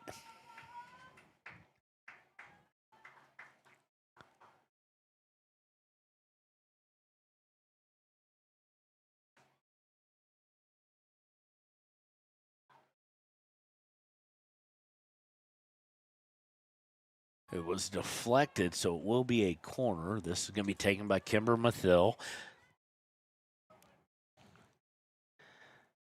Good pace and goal! Maya Noseep with the score. Goal by Maya Noseep. Kimber Mathill with the assist on the corner. And like we're saying at half, wanted to see a set piece go in there. Noseep gets her first. It might be her first goal of the season. Let's double check here. For Maya Noseep, that is her first goal of the season. For Kimber Mathill, it's her fifth assist. And it's 6-0 in favor of the Wolverines. We evidently didn't stop the scoreboard or stop the clock on the Sage West scoreboard. So massive substitutions. Aspen Mathill, Hallie Saltzgaver. We're also seeing the first appearance of this game of Aslan Midrum.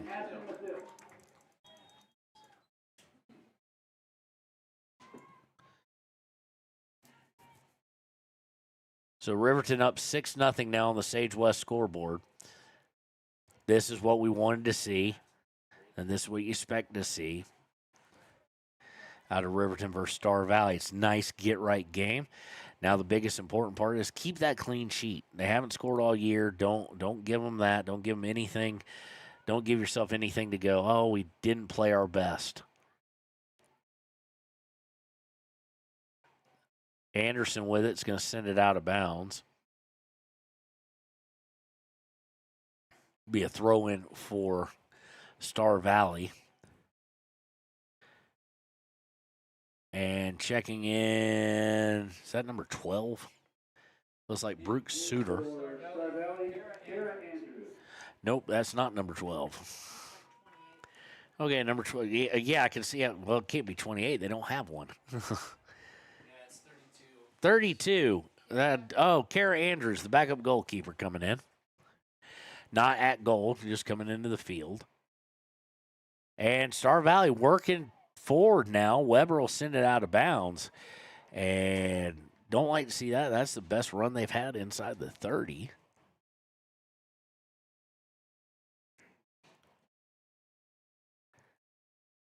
Throw in by Star Valley.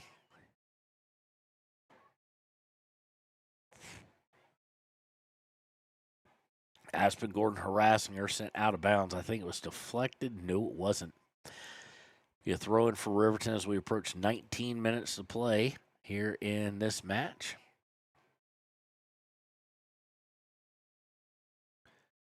Throw in. Aspen Gordon able to get a foot on it.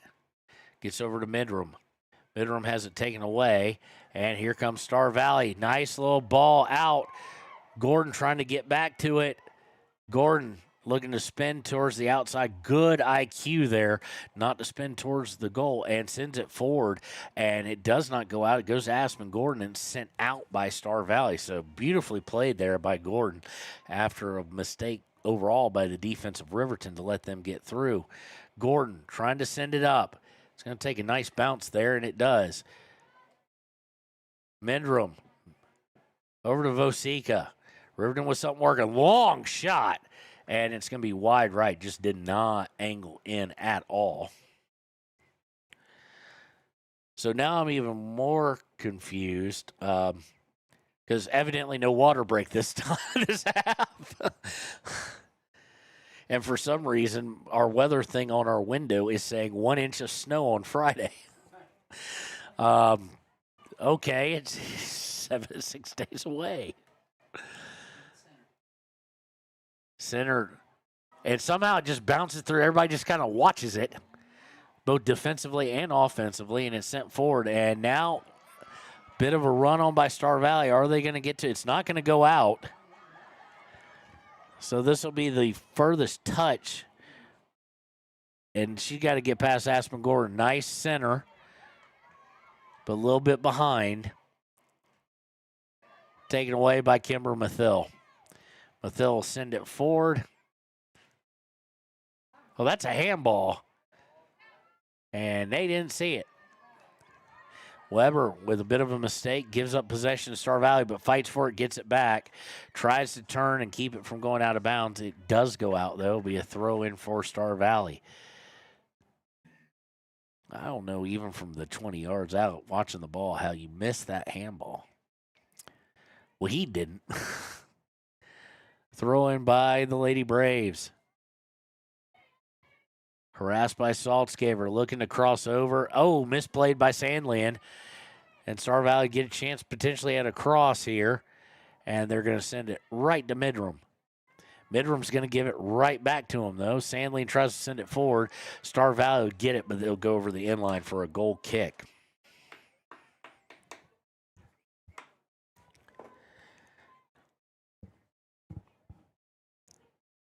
Approach 16-minute mark here. Riverton in thorough control. This will take them to 4-1 going into the match with Evanston on Tuesday.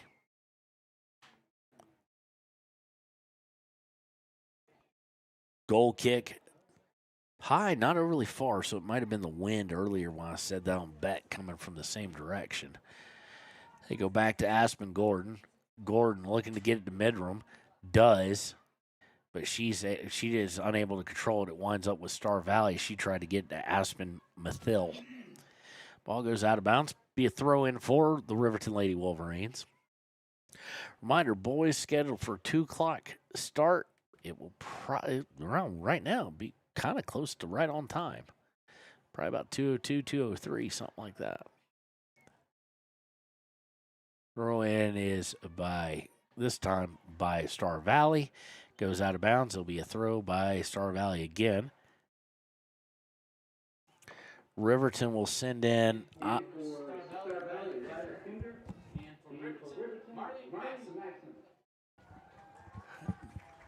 Marley Maxon coming in. We have her as number 26. She's wearing 32. Marley Maxon, I think that's the first time we've seen her this season, at least in varsity. Throw in, and Sadlian's going to clear it out. And it's going to go out of bounds around 36-yard line of the Star Valley.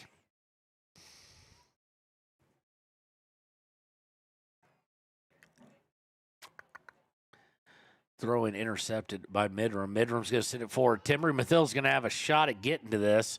She gets to it. She's fought well by the Star Valley center back. And it's sent forward by Star Valley.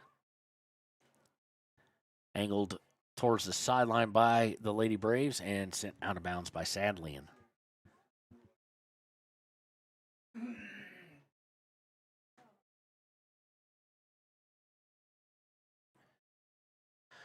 Throw in is going to be kicked. After it's thrown in, it's going to be kicked deep, and Gordon's going to go back to Mossbrucker. She's going to send it forward, looking to get to Midram. Midram had it for a second, and then she loses control. It goes out of bounds. 13:45 left here in this matchup. 6-0 on the Sage West scoreboard.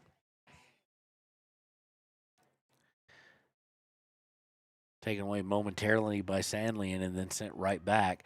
Gordon gets on it. Gordon trying to turn. Gordon does towards the far side and sends it forward. Keeps it in. Nicely played by Aspen Mathil. Mathil trying to send it forward for Timbery and just too much on it. But Kimber's going to get it right after Beck sends it forward. Kimber Mathil. Shot from distance, just not enough on it, and right at Beck, who had it played perfectly.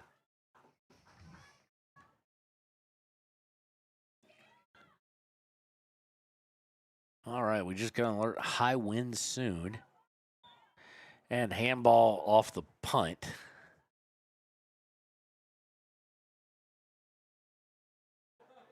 Free kick taken at about the 49-yard line, 48-yard line. It'll be taken by Aspen Gordon.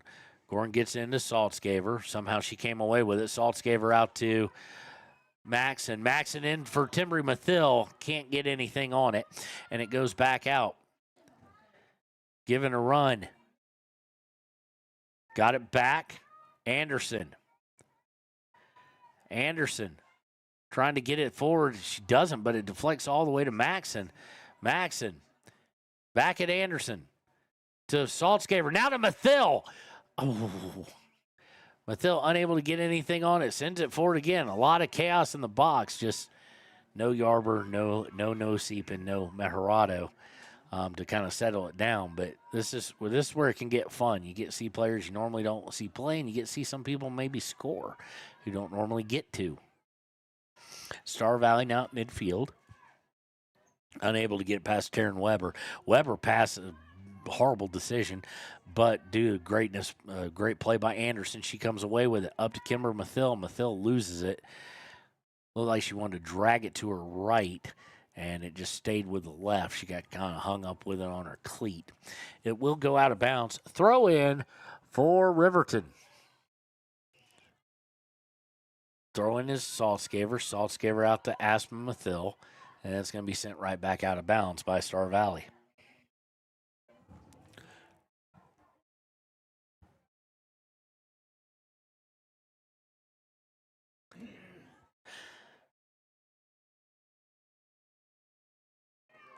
So, ladies and gentlemen, no, I'm not going to do that to you.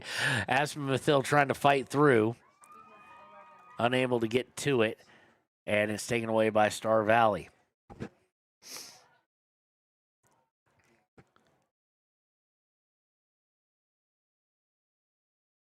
whistle as it goes out of bounds, and it'll be mass substitutions for the Lady Braves.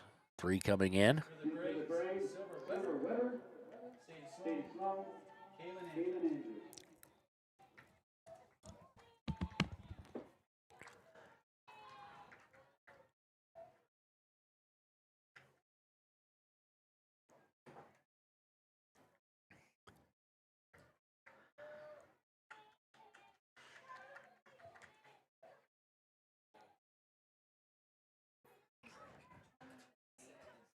Throw in here, taken away by Riverton, but taken right back by Star Valley. Weber able to get a hold of it. Now taken away by Star Valley, going down towards the box. It will go over the end line. It will be a goal kick for Riverton.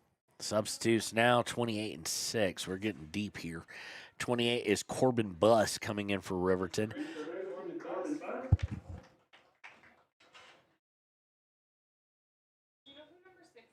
No, I was waiting to hear y'all say it. And number 6. I'm not 100% sure who that is. I feel bad. They don't. PA doesn't either, though, so I don't feel that bad. So it's taken away by Star Valley.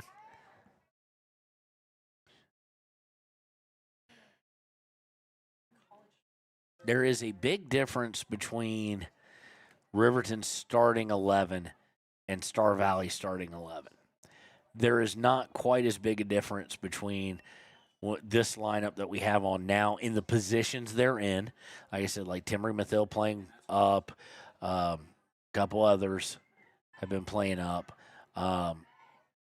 With only Aspen Gordon back there, there's not as big a difference between that and the Star Valley starting 11. That said, this is like basketball, late game blowout.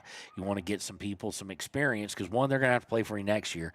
But number 2, if you get some injuries, they'll have to play now. So you want them to not be playing in their first moments. Right now, a mistake is not mission critical. Coaches wouldn't say that, but it's not going to affect the outcome of this game in the least. Aspen Mathill with the ball, trying to fight through. And now she'll look to cross it over, going to Maxon. Maxon able to steal it away there for a second, but off the touch, it's going to be too far. Taken by Star Valley. Star Valley looking to send forward, and they do. Fighting forward, they have to play it backwards. 7:45 to play now. Long outlet-like pass and just right to back.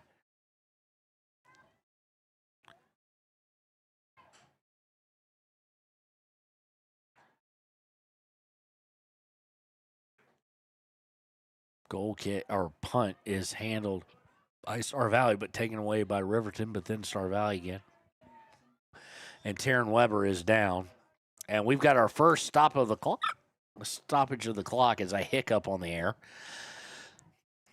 Not sure. I don't know if it creeped up, knocked the wind out of her. It didn't look like she got kicked. But we'll take the break as they check on Taryn Weber here on WYO Today. Way of doing things. A man has his way of eating, of exercising, of keeping his hands warm, and of straightening up. So, when a man faces a serious life problem like divorce, depression, or suicidal thoughts, shouldn't a man have a way to deal with that too? Well, now he does. I'm Dr. Rich Mahogany. Visit me at mantherapy.org.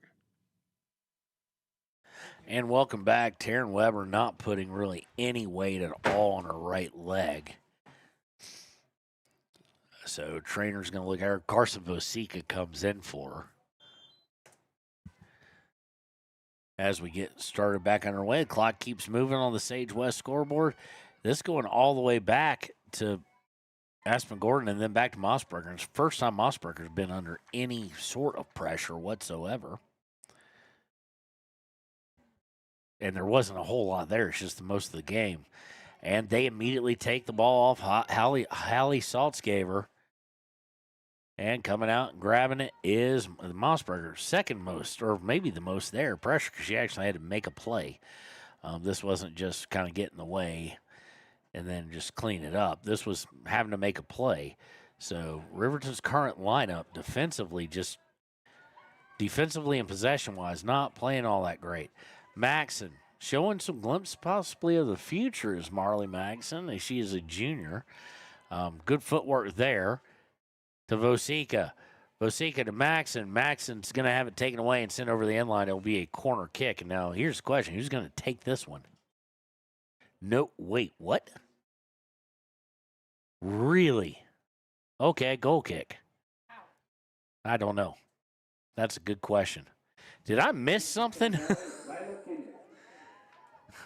That looked like a corner kick all day long. But okay. Beck sends it right to Vosika. Vosika sends it right back. Oh!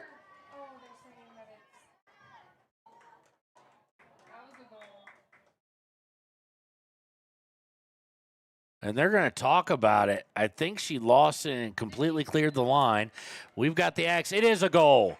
Carson Vosika has her first of the day, I should say. So now she's back tied for the most with 7 on the season. No assist there. Just misplayed by Beck. That's why they tell you, get your body in front of it. And it's 7-0 in favor of Riverton on the Sage West scoreboard. Maxson with it. Maxson got some room to play with it. Gets it to Vosika. Vosika setting it out for Maxson. Maxson towards the sideline. Nice little pullback. Trying to cross over. And it's going to go out of bounds. It will be a throw, I think, for Riverton. No, it will be a corner or a throw. I think a throw. Yeah, it's going to be a throw by Sandland. Sandland to Vosika. Vosika loses it. Goes back to Saltzgaver, though. Saltzgaver to Sandland. Sandland back for Gordon. Gordon back to Sandland, crossing for Gordon, taken away by Star Valley. Star Valley with a little bit of room to work here. They've got a 3-on-3 as well, and they're going to go to the far side, running onto Star Valley. They now got a 5-on-5. Star Valley looking for the cross, beats one, can't beat the other one. And sent out, looking to get it completely out, and Riverton able to push it back towards midfield as we approach 4 minutes to play. Sent out of bounds. It'll be a throw-in for Star Valley.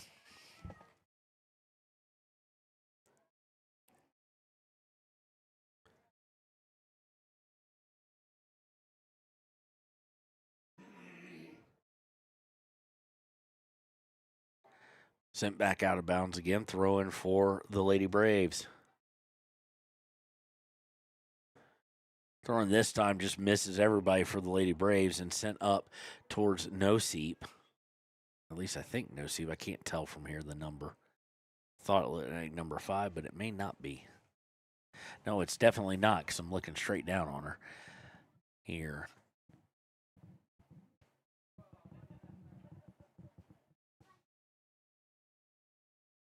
Oh, that's the number 6. Who we don't know who it is. Foul was on Star Valley, so free kick. It'll be taken by Mossbrucker to Vosika. Vosika to Midram. Midram gets it back, trying to get through. Ball goes up in the air, taken away.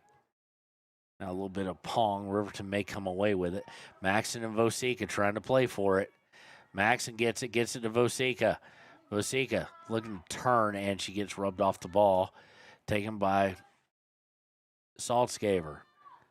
Over to the side for Gordon. Maxson trying to head it. It's in the box now. Played by Star Valley. Maxson able to come back for it. Maxson looking for Saltzgaver. Can't get it to her, but it does go to Midram. Midram about the 20 to Aspen Mathil. Mathil back to Saltzgaver. Midram, Saltzgaver trying to give it right back to her. It might get a little bit of a dangerous play there on Mathil, and that's what they're going to call it. It'll be a free kick for Star Valley. 2 minutes to play here. It's been all Riverton. They scored 2 in the first, 5 in the second. And Star Valley now has played 480 minutes of scoreless soccer. This will be their 6th game. Well, that is if the next minute and 40 goes off without a hitch. They have been held scoreless in every game they've played. They've allowed 5+ in all but one. In every game, all but one. Excuse me, and they have allowed 10+ in 3. Vosika coming down towards the box will be sent over the end line. It will be a corner kick. Let's see who's going to take this. It looks like it might be Maxon.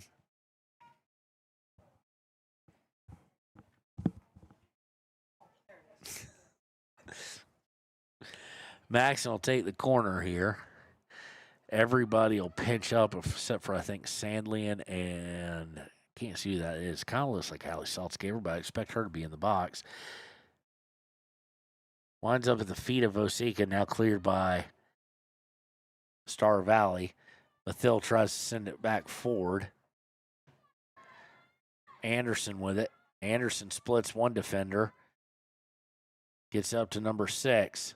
To Saltzgaber, looking for Mathil. Can't get it through.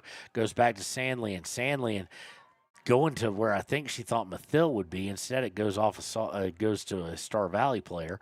Fortunately, it goes out of bounds as we're under 30 seconds.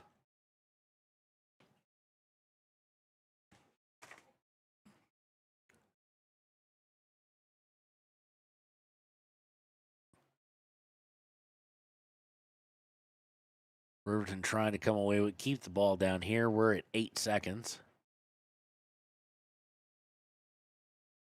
And that is how it's going to end. Riverton wins 7-0 to get back in the win column, and it will take their record to 4-1. Of course, that will also mean that Star Valley will now go to 0-6. When we return, it will be time for the Click It or Ticket postgame show here on WYO Today. Huh?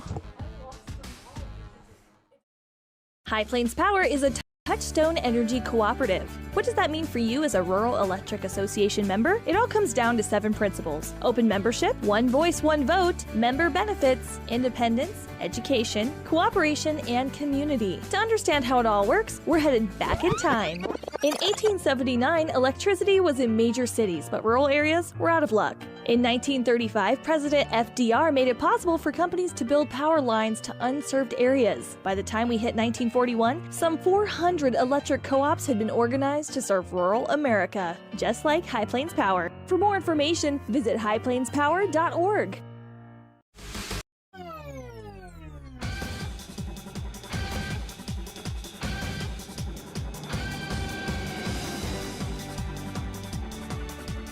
And welcome to the Click It or Ticket postgame show here on WYO Today. Your final 7-0. Riverton gets back in the win column, and what we said pregame could be a get-right game. It is. Riverton improves to 4-1. Star Valley falls to 0-6, and we'll see where the rankings put Riverton. Should still be a top 5 team. For Riverton, with goals today, Celia Meharado with 2, Carson Vosika with 1, Decatur Yarber with 3. Assists, Celia Meharado with 2, Kayla McConaughey with 1, and Kimber Mathil with 1. So we're going to jump right into our post-game accolades. First, Gatorade Good Sport / Great Effort of the game is going to go to Celia Meharado with her 2 goals and 2 assists. Just consummate team player and just always puts out what she needs to put out. Great game for her as she'll score 1, 2, 3, about 6 points in this game, it looks like, as far as how they do points. 2 goals and 2 assists. Our Papa Murphy's player of the game, of course, I have an affinity for hockey and I have an affinity for hat tricks. So that is going to be Decatur Yarber. Coach Wahid switching it up, moved her back into the midfield, moved her up front, and boy, did she show what she can do with 3 goals on the afternoon.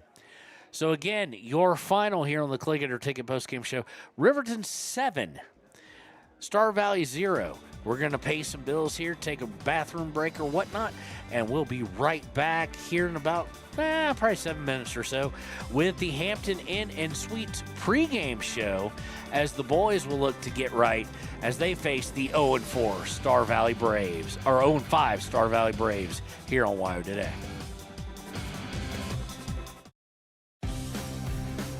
For more than 40 years, Porter's Mountain View Supply has been serving central Wyoming with top brand name spas, stoves, fireplaces, and outdoor grills. With 2 locations in Riverton and Casper Plus financing available for your purchase, Porter's offers expert advice, quality products, and service along with maintenance. Porter's, your local spa, stove, and fireplace provider in Riverton at the corner of Sunset and North Federal.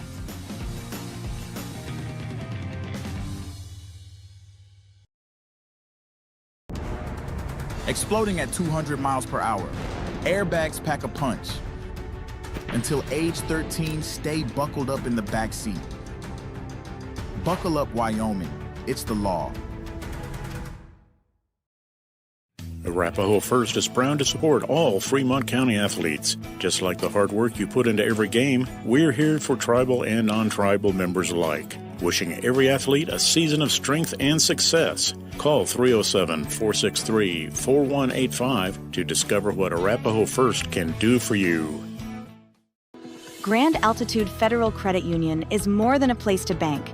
It's a partner in every financial journey. From checking and savings to auto loans and mortgages, they give members the tools to move forward. Known for local service and decisions made right here in Wyoming, their team offers trusted guidance every step of the way. Proud supporters of all Wyoming sports teams, they're as committed to the community as they are to their members. Grand Altitude Federal Credit Union. Your money, your goals, your altitude. If you're planning home improvement projects, look no further than Valley Lumber. They provide nothing but the best from lumber, power tools, hardware, paint, plumbing supplies. If you need it, they have it. Valley Lumber at 290 North 2nd Street in Lander. Warm Valley Health in Fort Washakie is a full-service medical provider. With integrated care teams, you're always able to reach someone in your medical team. Warm Valley Health provides primary care, nephrology, podiatry, optometry, pharmaceutical, along with other services. New to Warm Valley is pediatrics and OB care. Walk-ins are welcome. That's Warm Valley Health, located at 29 Black Coal Drive in Fort Washakie. Call today, 307-332-7300. Down! Set! Midway! Midway! Midway! Come to Midway Auto and RV and score big when buying a car, truck, or SUV. Every vehicle goes through a 100-point inspection, and every vehicle comes with a warranty. Our Super Bowl is giving our customers the friendliest service, the easiest buying process, and the best deal possible. Treat Midway like the home team. We always make the best play for our customers. Come experience the Midway difference. Where you're not just a customer, you're part of the Midway family. Heinz General Store has been the grocery store of choice for the Fort Washakie area since 1945. For this week's special, see their website at heinzgeneralstore.net. And for convenient shopping this winter, click on Heinz Online, download the app, and shop in the comfort of home. Schedule a convenient pickup time, and the team at Heinz General Store will do the rest. Heinz General Store says good luck to all Fremont County teams. Take the next step in higher education at Central Wyoming College. Offering 2- and 4-year degree programs in a variety of fields, Central Wyoming College is transforming lives and strengthening communities through learning, leadership, and connection. I'm Winslow Friday, Director of the Wind River Intertribal Council Department of Transportation. It makes me and my crew happy when you buckle up. It just might save your life. I'm gonna get us home. Buckle up for life, Wyoming. Midway operates our 4 showrooms as one location, giving you by far the biggest selection of inventory in the region. Midway has the best buying experience before and after the sale. Our team members have more experience and knowledge to better serve you. Midway's success is based on hard work. Our team members give 110% to make sure you have a fast, enjoyable experience. We have what you need. At Midway, you're not just a customer, you're part of the Midway family. Head to Nana's Bowling and Bakery in DuBois for family fun night. Now booking parties for all ages and occasions. To reserve your company, family, or birthday party, call 455-3660. Nana's Bowling and Bakery is proud to support Fremont County student athletes. Discover Thermopolis is proud to stand with our Bobcats. From local attractions to hometown pride, there's always something to cheer about here. Discover Thermopolis, celebrating our community and rooting for the Bobcats all season long. Golden Buffalo Jewelry in Riverton knows that sports bring our community together. From Friday night lights to weekend tournaments, they're proud to cheer on our local athletes and support the teams that give us so much to root for. At 407 East Main, you'll find something special for everyone. Timeless pieces, unique gifts, and a selection worth exploring. Stop in, discover the perfect treasure, and know you're supporting a business that supports local sports. Where community and sparkle shine side by side. Call 307-857-2789 today. Hot Springs Pharmacy is proud to cheer on our hometown Bobcats. Whether it's game night or school night, we've got the prescriptions, health essentials, and friendly service you can count on. Hot Springs Pharmacy, your local team, your local pharmacy. Let's have a big cheer for our hometown team. Hi, my name is Deputy Krista Grove with the Laramie County Sheriff's Office. I wanted to remind everyone that no matter how big your kiddo might seem, they should probably still be sitting in a booster seat. My son, Sylvester Grove, 9 years old, still sits in a booster seat in my vehicle. I've responded to far too many crashes where there have been kids not buckled up and have seen the worst. Buckle up for life, Wyoming.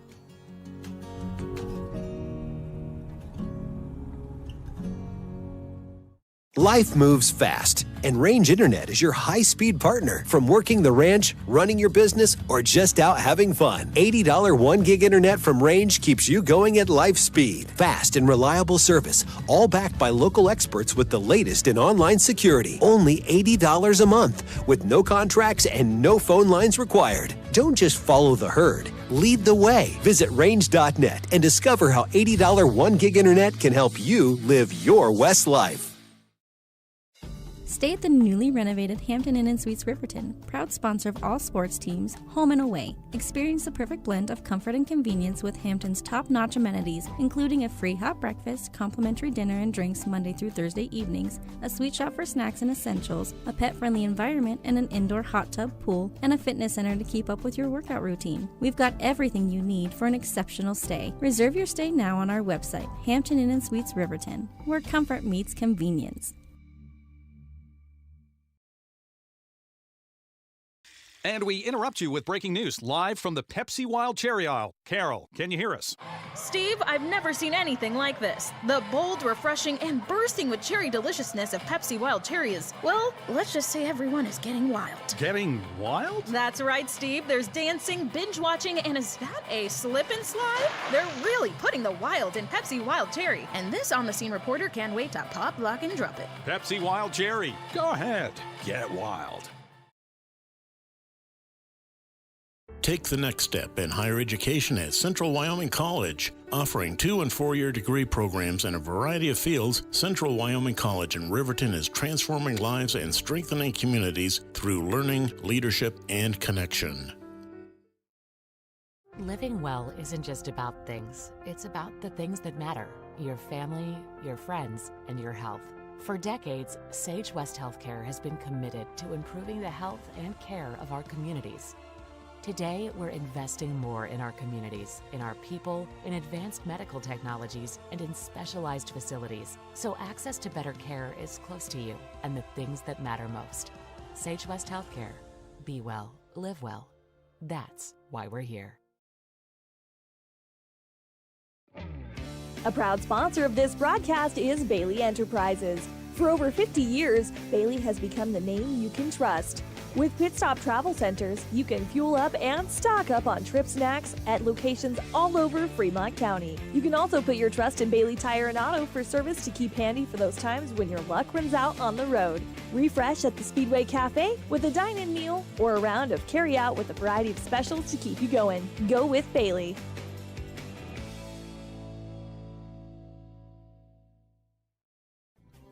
Riverton Blodorn Lumber is proud to support youth sports. Experience the Blodorn difference. Quality products, design, delivery, and expert service.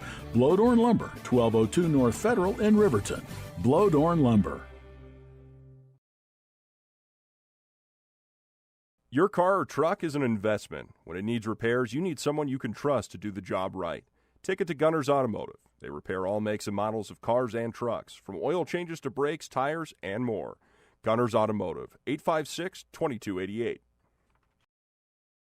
Community Health Centers of Central Wyoming has locations across Fremont County ready to serve you at DuBois Medical Clinic, Riverton Community Health, and Lander Community Health Pediatrics. We accept all forms of insurance, including Medicaid and Medicare. Are you struggling to get medical care? Ask for their sliding fee scale. From family medicine to pediatrics, Community Health Centers are here to serve you. Call 307-463-7160 or visit chccw.org to schedule your appointment. Dos Solitos is proud to support Fremont County sports teams. Enjoy bold Mexican flavors that'll have your taste buds shouting, "Olé!" Follow them on Facebook, Instagram, and TikTok for updates on events and food truck locations. You need an oil change, but you don't have a lot of time. Expressway Lubes on South Federal in Riverton and Highway 789 in Lander provide a fast, professional lube, oil, and filter change. Expressway Lubes, locally owned and proud to support our local student athletes. And welcome to the Hampton Inn Suites pregame show between I had the record wrong. It is the 1-4 Star Valley Braves and the 2-2 Riverton Wolverines. I do need to get a couple things a little switched here. Riverton, of course, not number 2 on the boys' side. But we're going to take a look at Star Valley here real quick. They come off their first win of the season, a 5-0 stomping of the Evanston Red Devils.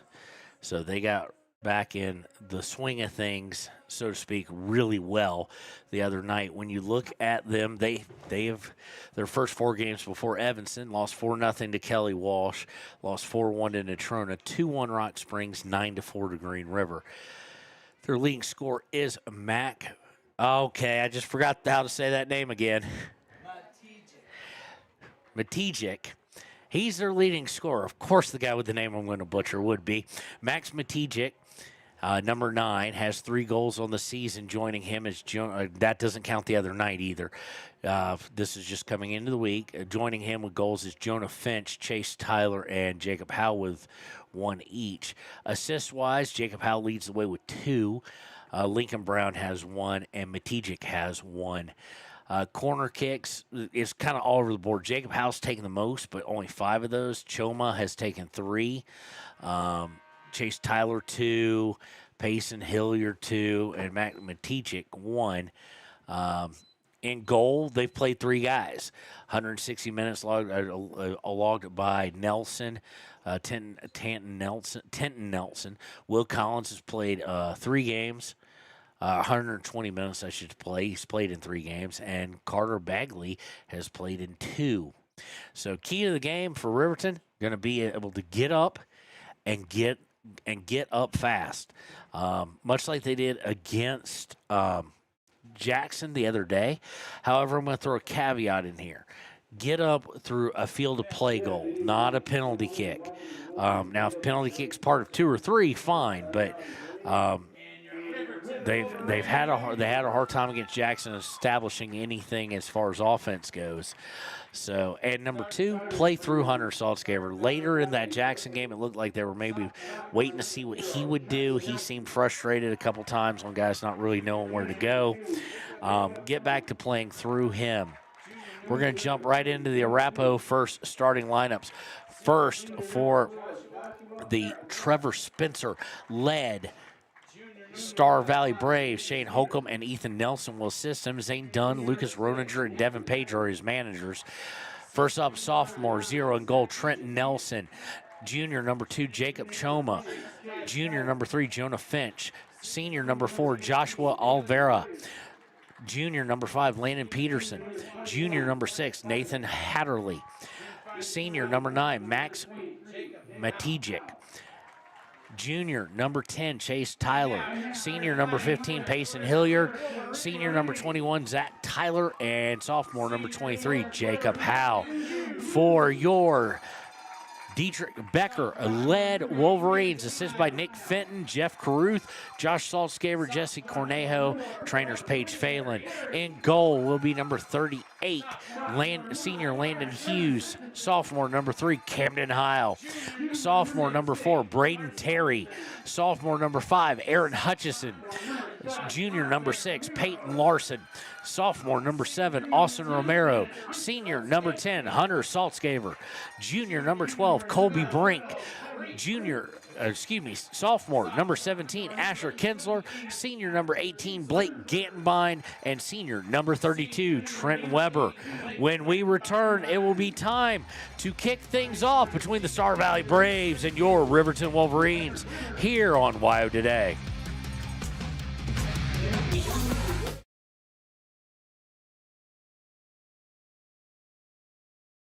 B&M Septic and Excavation offers prompt professional service. Call them today for a quote at 850-2200. They serve far and wide across Fremont County and deep. B&M Septic and Excavation is proud to support Fremont County sports. Why should your new floor come from Carpet One? Because we're passionate about the spaces our neighbors call home. We're part of your community, and we're also part of the world's largest cooperative of independently owned and operated flooring stores. So you can be sure you'll get great selection and outstanding value with every installation. Whether it's carpet, hardwood, tile, or luxury vinyl, our experts take the guesswork out of choosing the right floor. We're your local Carpet One Floor and Home, the one store for your perfect floor. And welcome back to WYO Today's coverage of Riverton High School soccer. We are ready to get underway. It will be Star Valley's ball there. Oh, God bless them. They don't have the yellow numbers. For the boys, it's the darker maroonish numbers. And Riverton, of course, in their almost Atlanta United like 5 stripes with white numbers. Star Valley will kick off, and they will be going left to right on your screen. And we are underway. They go all the way back to the back line there. Looking to work it up with some control. Riverton fights for it, goes out of bounds, though, off of the Wolverines. Thrown by Star Valley. They're going to try and get someone on a run. And you don't see that every day. He threw it out of bounds. Colby Brink with a quick throw in, gets it right back, tries to send it forward, and here comes Hunter. Hunter took it away from a guy, and here he comes. Just put it out a little bit too far in front of him, and the triple team finally beat him. Larson now. Larson up to Terry. To Hutchison. To Saltzgaver. Saltzgaver trying to get it to Kinsler, just can't get it through. Kinsler comes back and takes it and makes room for Austin Romero, but he touches it a little bit too hard. It'll go out of bounds for a throw for the Star Valley Braves.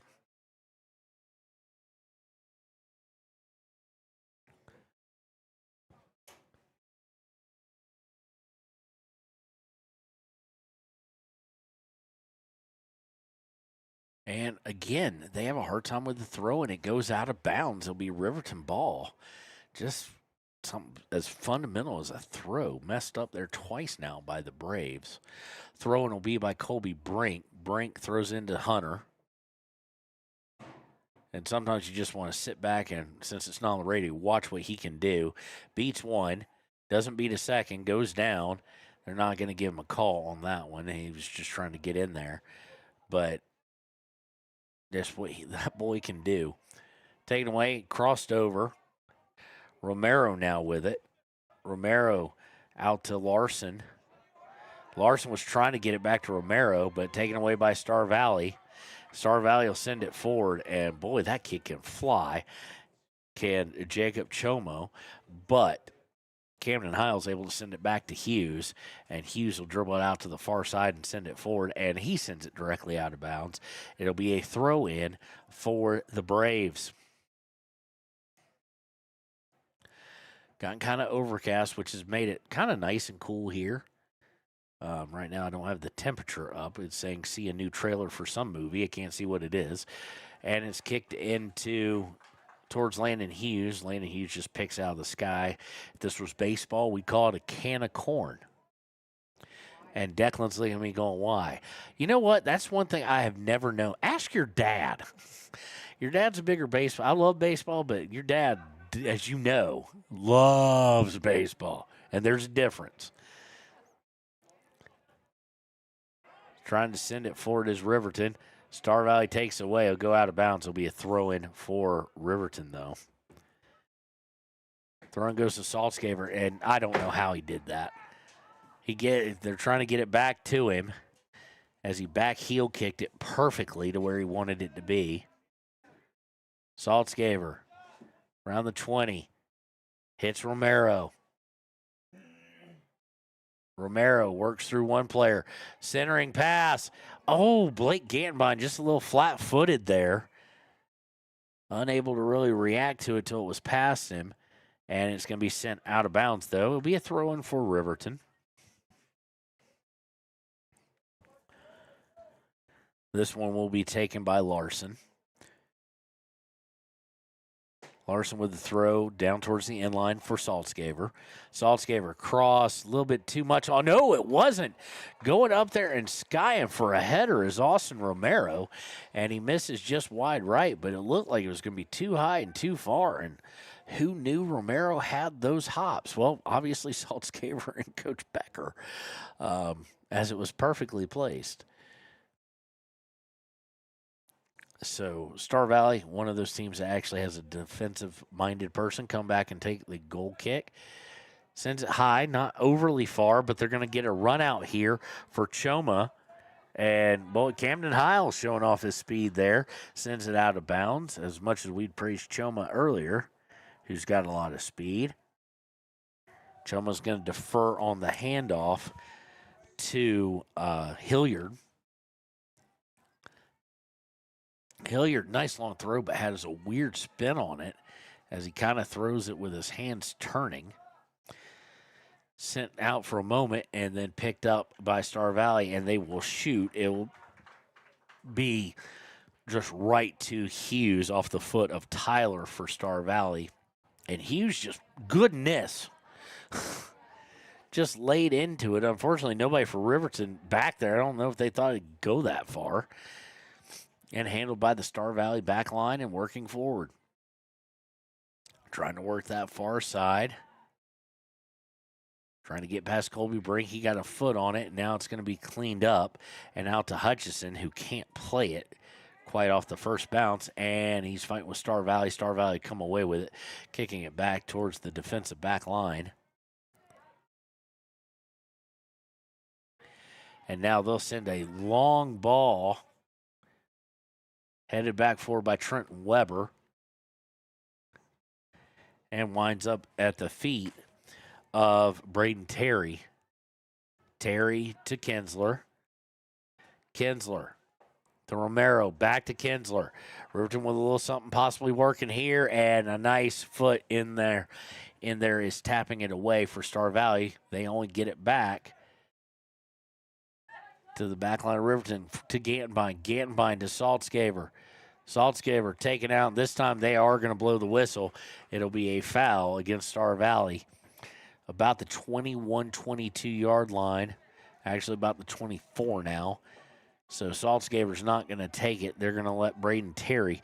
Don't fool yourself, though. The sophomore has plenty to get it towards goal, and he does, and it's saved and sent over the end line. It will be a corner kick for Riverton. I'm not sure he had to save it. Did Trent Nelson, but he did nonetheless. Put his hands up. I think it would have gone wide right, but now it sets up the corner kick, and this will be taken by Saltzgaver. Terry with a well-placed ball going for that far post. Close enough where Nelson had to make a decision. Saltzgaver will take this corner kick from the far side. Making a run in is Weber. Here's the corner, and it's headed free, and it looked like he was going Olympico style there and trying to curve it in. And so Saltzgaver will make the jog all the way across the field and take a corner from the near side now. as it was headed out by a defender for Star Valley.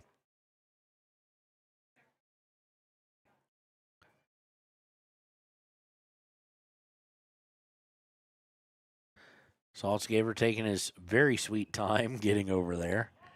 Short corner. As y'all know, I'm not a huge fan of those, but I'll default the Saltzgaver, gets it right back and tries to shoot. Doesn't really get a whole lot on it. Stays on the ground and goes right to Nelson in the goal. Nelson with the punt. Heil tried to head it out.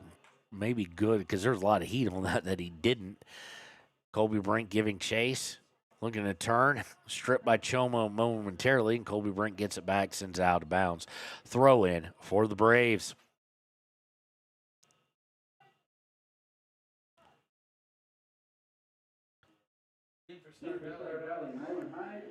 Star Valley doing a couple of substitutions.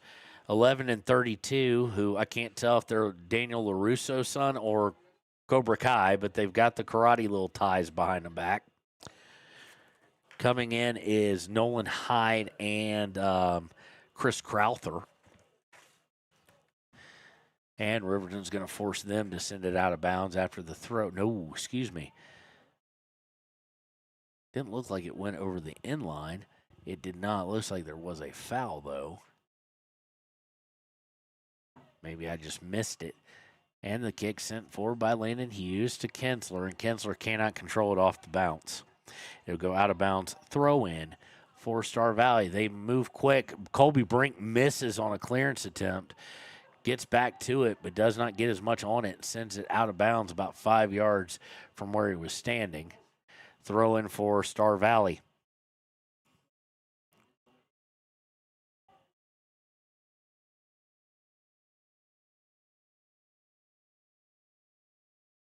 Throwing, going towards the end line. They try and pop it up. It's in the box. Headed out by Riverton. That being Peyton Larson.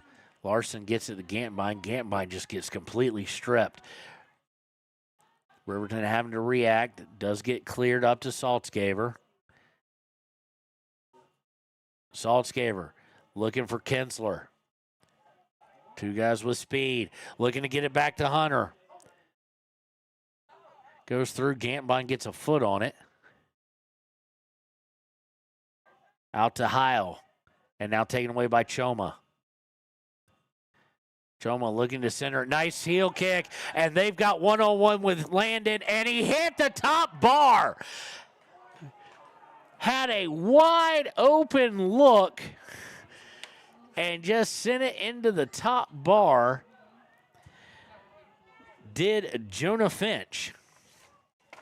Riverton looking to counter. Riverton getting lucky there. Landon Hughes kind of left out to dry by his back line.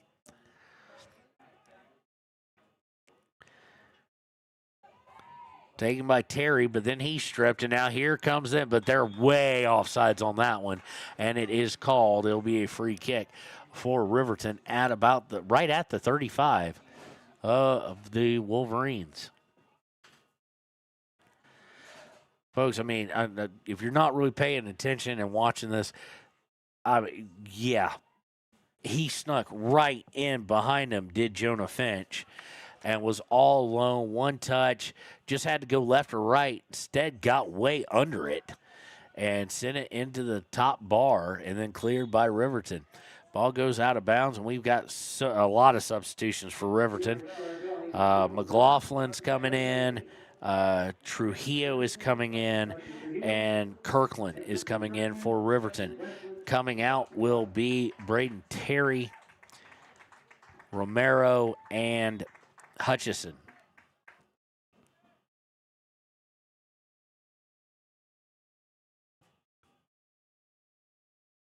Off the throw, Brinks, Colby tries to send it forward. Taken away, but taken right back by Riverton. Now it's with Saltzgaver. Saltzgaver only guarded by one at the moment. Now 4. And he drives in, turns left, and fires off his left foot. It is deflected down and then gathered in by Nelson, the keeper for Star Valley.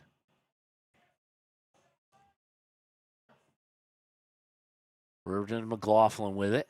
McLaughlin to Weber. Weber trying to get it to Trujillo, but it's taken away. Now fought for on possession. Trujillo trying to come away with it. He does not. Taken away, and now they've got someone running in, and a wide open net goal.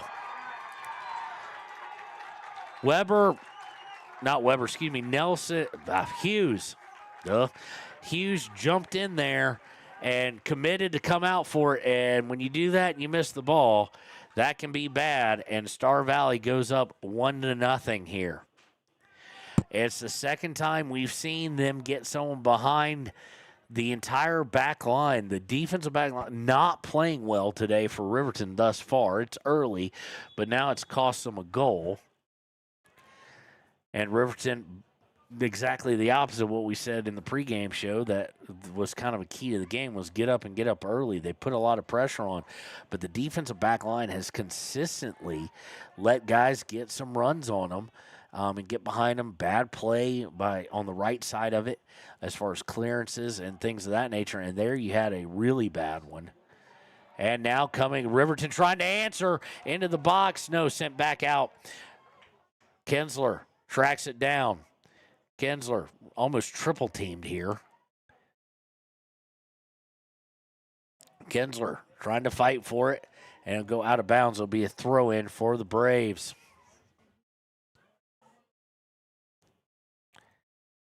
Riverton takes it away. Kinsler now with it. Kinsler looking to get it to Saltzgaber. Saltzgaber looking to turn. And he fires, and it's well right. And that's one of the things now down 1-0 against a team that's 1-4 and that you didn't expect to possibly run into this. You don't want Hunter to try and start taking long shots all the time. You want to work within the offense and get some better looks, but you do worry about the senior trying to rally his team. Now, he may be successful with it, but right now, Star Valley's committing about the entire team when he gets in the attacking third to play the passing lanes around him, to play the shooting ones around him, and that's why when he turns and fires to get it free, he had to go wide.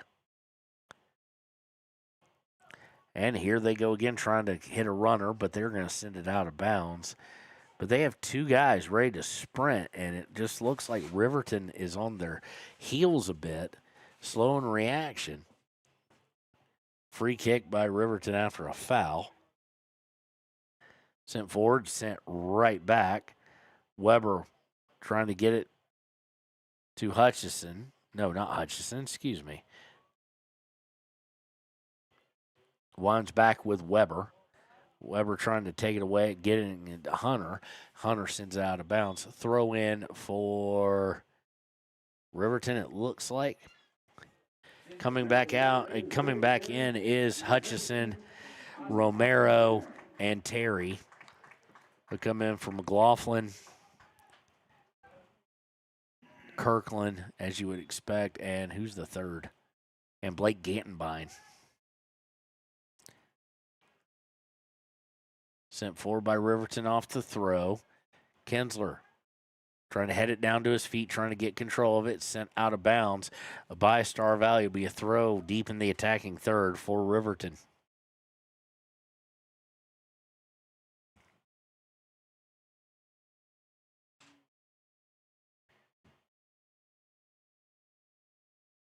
Sent in, trying to head it into the box. Shot, goal! Riverton! That is Aaron Hutchison, I do believe, number 5. Hutchison with the goal, and we are all knotted up. Beautiful assist by Kinsler.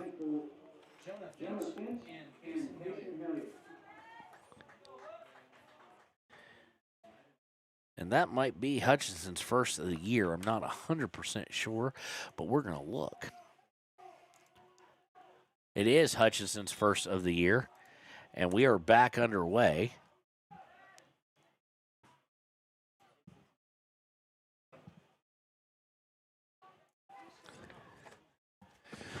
Knotted up at 1 apiece. Nice answer by Riverton.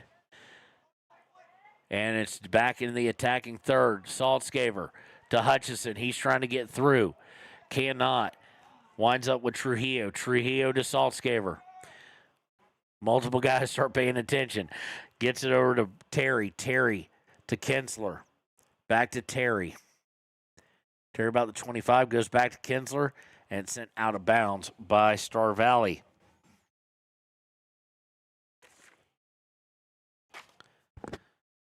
Throw in here by Colby Brink to Kinsler. Kinsler trying to work down towards the in line and maybe get across. Cannot. Comes away with it, though. Goes back for Terry. Terry looking for Trujillo. Not able to get it in there. To Saltzgaver. Saltzgaver fires. Goal! Hunter Saltzgaver. And just like that, Riverton on a nice long-distance shot by Saltzgaver. And you know that shot and goal by Aaron Hutchison helped immensely as far as him getting free. It's going to be Braden Terry with the assist, I do believe. It's going to be Hunter with the goal. Of course, for Hunter, that is goal number 5 on the season.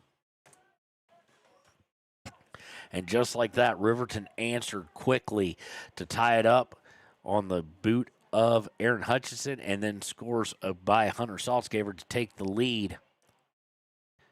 Like to see this style of play and this aggressiveness and this discipline actually stay together. But here comes Star Valley trying to work down the far side. Trying to push away. Oh, beautiful pullback by Larson. Larson to Hutchison. Hutchison to Romero. Romero looking for Trujillo, and it's going to go screaming out of bounds down the near side.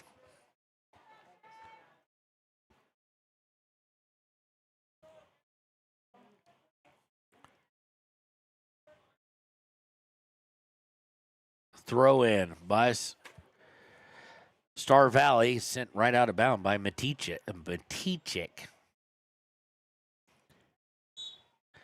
They try and get a Hunter, and Hunter's going to be fouled. So this is going to be on the far side from about the 17. They're going to have Terry come up and take it. Terry may have the best leg of the group. We saw what he could do last year. He's going to take the free kick here. Let's see what the strategy might be. Terry, well, it's going to be to go wide. I think he was trying to hook it, but it didn't want to hook, and it didn't hook. So go over the inline goal kick for Star Valley.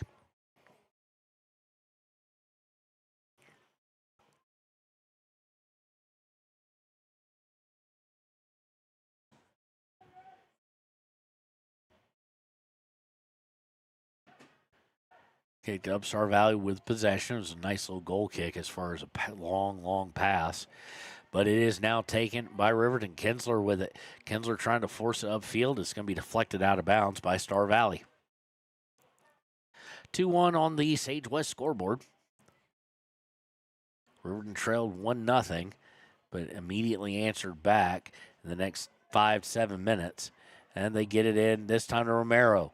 Romero trying to work his way through, and he gets rubbed off the ball. Star Valley looking to center it. Now they got room to run. Looking to send it forward and stepping in front of it and sending it out towards the sideline is going to be Larson. Colby Brink able to save it. Gets up to Romero.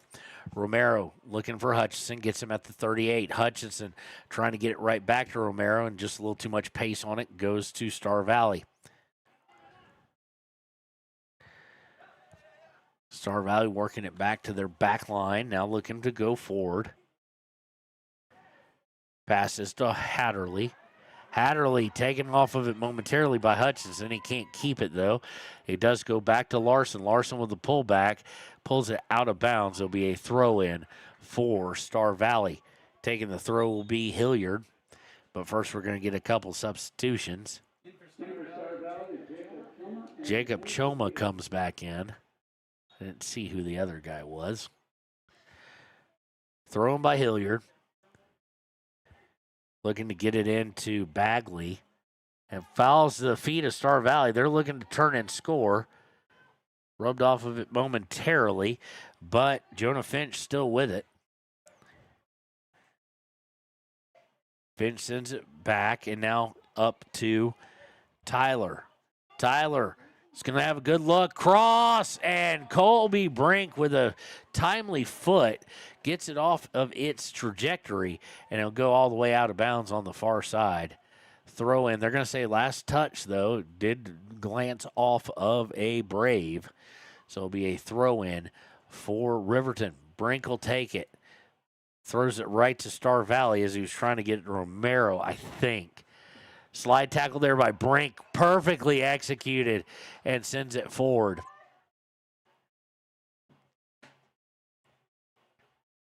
Star Valley gets control of it, but sent back downfield by Larson. Giving chase is Trujillo. Trujillo trying to take it away, does so. Sent out of bounds. It'll be a throw for the Wolverines. Good effort there by Trujillo.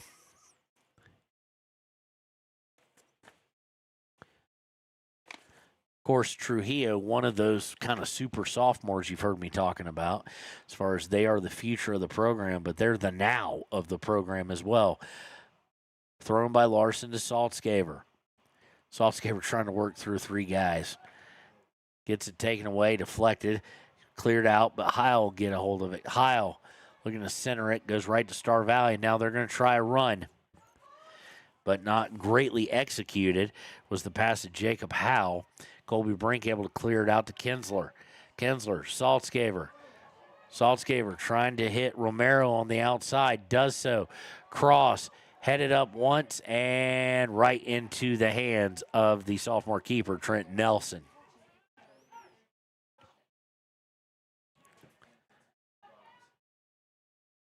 Nelson with the punt. Falls right to Riverton. Terry with it at the moment. Terry trying to get through. Gets through three different guys and gets it to Saltzgaver. He tries to get it back to Terry, and it's taken away. Kinsler comes back and takes it right back, though. Gets it to Saltzgaver. Looking to feed it up to Romero, and just too much on it. It'll go right to Nelson.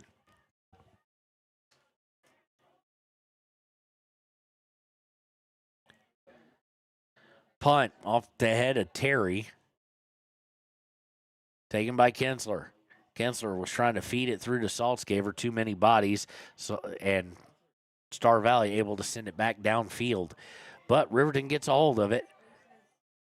Trujillo and Hutchison trying to fight for it. Star Valley's going to come out with it, and there goes Choma with his speed. But getting to it first is, or momentarily, was Camden Isle. He threw a big shoulder, no call. Star Valley does come back away with it, though. Star Valley tried to get fancy, taken away. Hutchison. Back to Terry. Terry looking to try and go long pass cross field to Kinsler. It is cleaned up by Romero. Romero sending it forward for Kinsler. Kinsler showing some speed here, just unable to get to it before it goes over the end line for a goal kick. Blake Gantenbein now coming back in.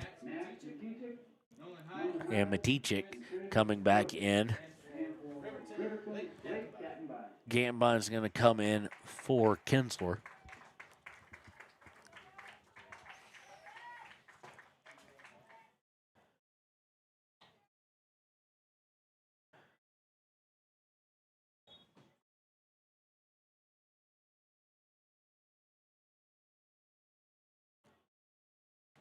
Sent forward off the goal kick. Colby Brink gets beat for it. Trent Weber wisely sends it out of bounds, as one thing Star Valley has over our back line is definitely speed. They can fly. Long throw in. Weber's going to be able to clean it up. Nope, we're going to get a whistle. We're going to have a free kick. Looks like they're going to say Colby Brink maybe threw an elbow or so. Nothing overly vicious, but enough to get called. Set up a free kick here from the 15. Let's see what they decide to do. Landon Hughes paying close attention. They just send it into the middle, and now they've got a potential problem. Saltzgaver to Gantenbein, because they got deflected out. Gets it back to Saltzgaver. Saltzgaver looking to send it, and it's going to be intercepted. Sent back towards the back line, but taken by Terry. Terry just does not have the speed to get some separation while dribbling, and taken away by Tyler of Star Valley. They're looking for a centering long pass to get a run. It's deflected out by Riverton's back line. Colby Brink will now clear it up. And it'll go past midfield.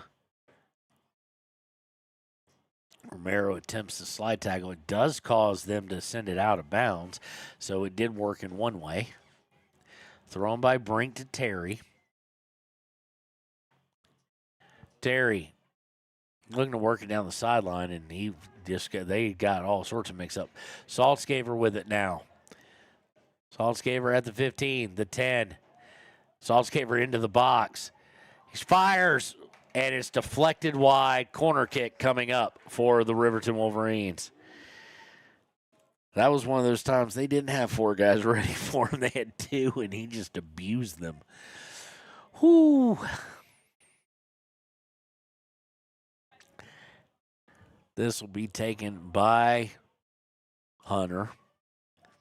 Saltzgaver put it down. Let's see if he can find Hutchison.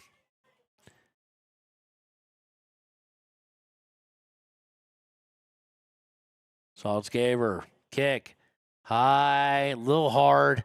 It's going to be headed out and it'll be, whoa, really? It'll be a goal kick. Saltzgaver started to run. No, and now they've reversed it. Will be a corner. I was about to say it's headed by a Brave. So Saltzgaver will just switch ends. That boded well last time. This time he's going from the near end to the far end. And no, I muted that. I didn't say it on there. So Saltzgaver from the far side this time. As we're at the close to the 12-minute mark here left in the half. This one a little bit lower and sent screaming out by the knee and shin of a Star Valley Brave. And now they may have a counter working. Good job by Riverton's Camden Heil, sends it out. And so they'll be able to reset some things. Checking in for Star Valley will be Jacob Howe.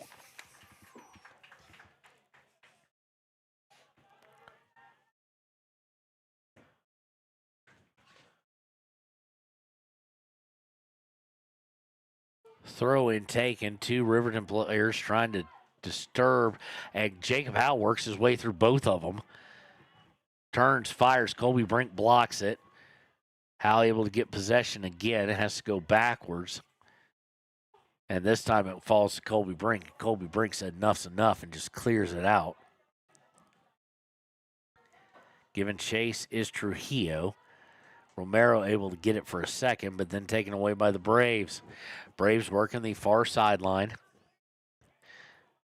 Slows up for a second, looking for the cross.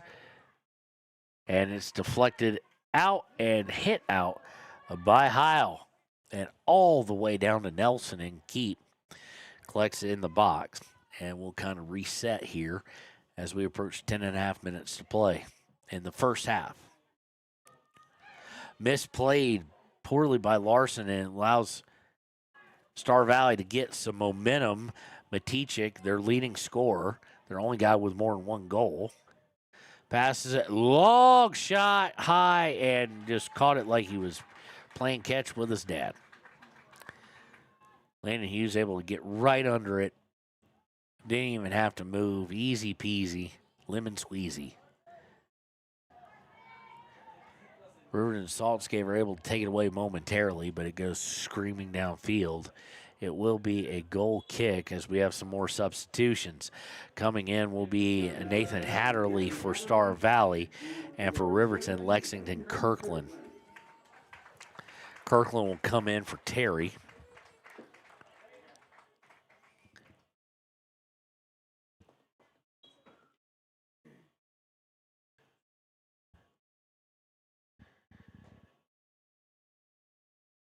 Goal kick taken. Sent forward, bounces between a couple of different players and winds up on the head of Trenton Weber. And we're going to get a foul against Riverton. Not sure who committed it. It was during the fight for the ball. Riverton came out with it. Maybe that's why they came out with it.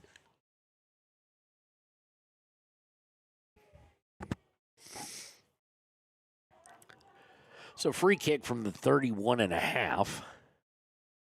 Sent downfield. Star Valley will come away with it as Peterson gets it out to Choma. Choma is stripped by Hutchison.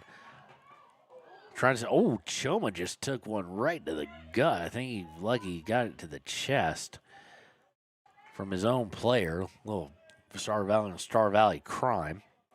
Larson inbounds it, and we'll move up 5 yards and do it a little bit more. Gantenbein heads it up, trying to get to Romero, and now we're having a bunch of pointless headers that are going nowhere. Gantenbein trying to keep it, cannot, but it does fall at the feet of Camden Heil. Heil looking outside for Kirkland. Instead, it winds up with Trujillo and goes out of bounds as Trujillo and Kirkland try and work their way up. It'll be a throw. Colby Brink will take it for Riverton. Throwing almost taken away immediately, but Romero able to salvage it for a second, and then sent right back out of bounds by Star Valley.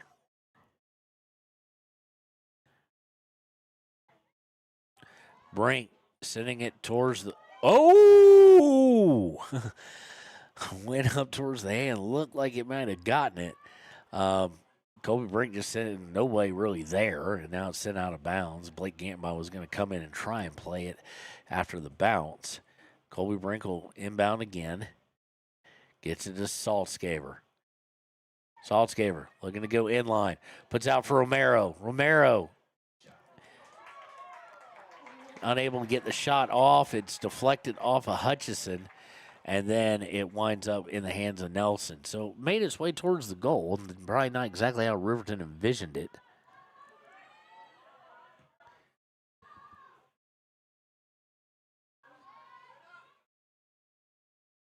And it'll be a through after a long pass attempt for Star Valley. Sent right back out after the throw by Heil. So it'll be a throw in the attacking third as we approach 6.5 minutes to play here in the first half. Throw in, nicely done there by Hutchison. He's been all over the place today. Hutchison back to Larson. Larson trying to work it forward and loses control, goes out of bounds. Throw in for the Braves. Substitutions here as Hilliard and Finch will come back in for Star Valley.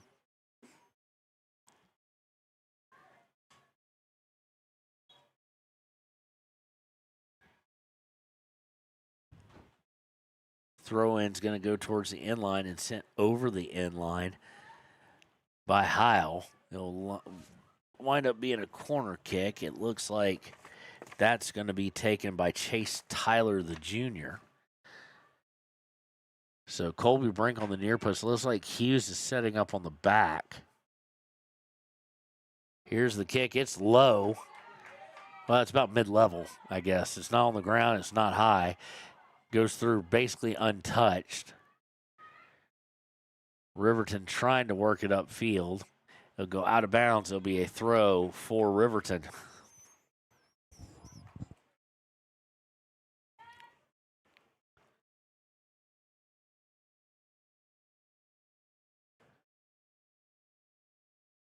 Inbounded, sent up to Lexington Kirkland, and then he loses control of it. Sent back by Trenton Weber. Weber to Trujillo off the header. Trujillo looking for Saltzgaber.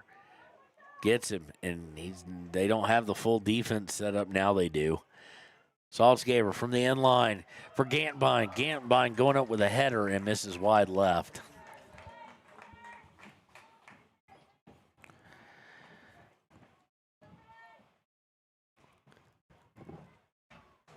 Under 5 minutes to play in the first half.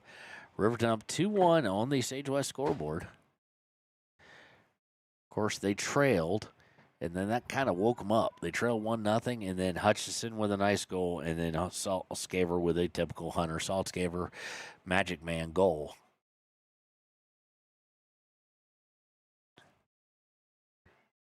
Goal kick taken. Colby Brink has it go off his foot.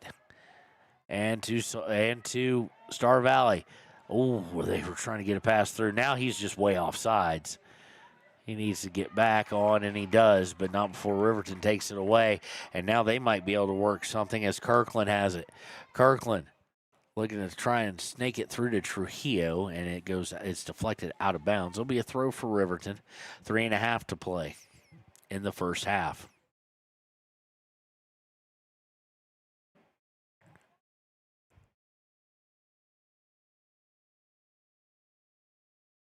Throw winds up at the feet of Trujillo and sent back out of bounds. But this time it will deflect off of Trujillo. It'll be a throw-in for Star Valley.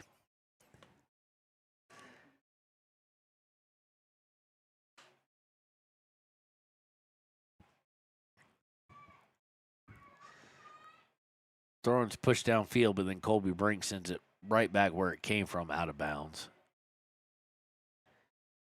Throw-in taken again, this time sent out by Romero.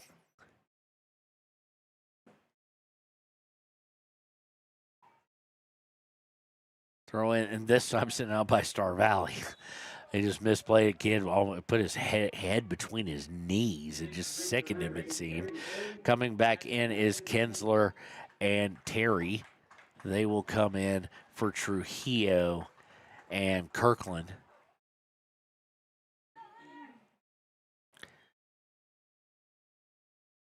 Of course, again, a lot of these guys part of that sophomore class. Brink sending it forward, trying to get it up to Romero, but he was stepped in front of. But it winds up with Saltzgaver, which is never a bad thing. Saltzgaver beats one guy on the near side, sends it across the middle, unable to get it down. Romero now taken. Oh, just too high by Braden Terry. Just fell like a gift to him. And he had the goalkeeper kind of fading to his left, and he tried to go right, but just about 2 yards too high. So he'll set up a goal kick as we approach 1.5 minutes to play in the half.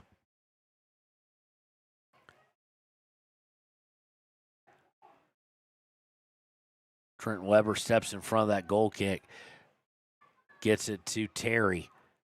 Terry, a nice little bit of fancy footwork, gets free. Tries to get over to Kinsler. Does so, kept it in bounds. Good job by Kinsler. And Kinsler just loses it trying to cross it up. Uh-oh. For them, Saltzgaver with it in the box on a steal. Gets free. Goodness. And sent onto the outside of the net. Fooled some people in the crowd. It was deflected, so it will be a... Oh, Hunter thought it was deflected. It was not, according to the referee. He thought it was going to be a corner. It is going to be a goal kick with 45 seconds left.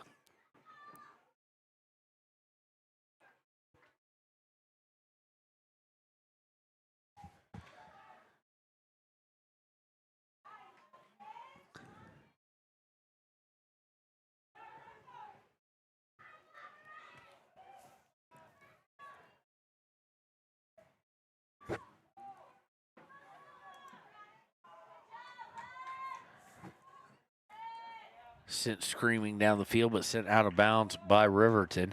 It'll be a throw-in for Star Valley, but I don't think they're going to get it off. They are not, as we have 5 seconds left, 4 seconds.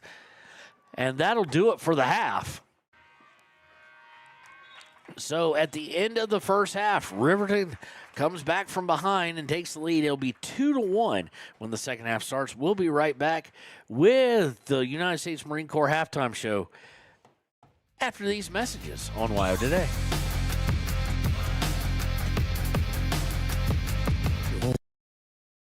Feel like new. They will beat any competitor's price. Stop by to speak to one of the sales agents or visit LanderGambles.com. Lander Gambles will help you find the perfect product that fits your budget and lifestyle. Lander Gambles, 420 Main Street, Lander, Wyoming. Your tax pros at 219 East Main Street in Riverton, Wyoming can handle all your tax needs. Whatever your situation, we know what to do. Call 307-856-2256 today to schedule an appointment. H&R Block is open Monday through Friday, 9 a.m. to 3 p.m. Men have a way of doing things. A man has his way of eating. of exercising, of keeping his hands warm, and of straightening up. So, when a man faces a serious life problem like divorce, depression, or suicidal thoughts, shouldn't a man have a way to deal with that too? Well, now he does. I'm Dr. Rich Mahogany. Visit me at mantherapy.org. High Plains Power is a Touchstone Energy cooperative. What does that mean for you as a Rural Electric Association member? It all comes down to 7 principles: open membership, one voice, one vote, member benefits, independence, education, cooperation, and community. To understand how it all works, we're headed back in time. In 1879, electricity was in major cities, but rural areas were out of luck. In 1935, President FDR made it possible for companies to build power lines to unserved areas. By the time we hit 1941, some 400 electric co-ops had been organized to serve rural America, just like High Plains Power. For more information, visit highplainspower.org. And welcome to the United States Marine Corps halftime show. At the half on the Sage West scoreboard, it is 2-2 Riverton, 1-4 Star Valley 1. Star Valley looking to get a winning streak going after defeating Evanston on Thursday. Riverton looking to get back in the win column after losing to Jackson. Your goals so far in the game. I didn't write down who scored for the Braves. I do apologize. But I do believe it was Chase Tyler, but I'm not 100% sure. For Riverton, Aaron Hutchison started off the scoring off an assist by Braden Terry. At least I do believe it. I don't have the order. I have to go back and watch it when I write it. But goals by Aaron Hutchison and Hunter Saltzgaver, assists by Braden Terry and Asher Kinsler. Riverton kind of came out with the aggressiveness that we'd wanted to see coming off of the loss to Jackson, but just the back line especially, and they cleaned that up to their credit, allowing too many runs. They had one that wound up going off the crossbar, one-on-one with Landon Hughes. It was a dead man walking situation. The guy just missed, got underneath it. And then, of course, the goal that did follow, same basic premise. This time, Hughes decided to try and come off his line and get to it, dove for the ball off the feet of the Brave and didn't come away with it. And then it was just like a don't screw this up for the Star Valley guy. Wide open net, just turn, just tap it in. That's what he did. Riverton came storming back very quickly to lead 2-1. So that's where we're at. We want to thank the few, the proud, the Marines for helping sponsor or for sponsoring this halftime show.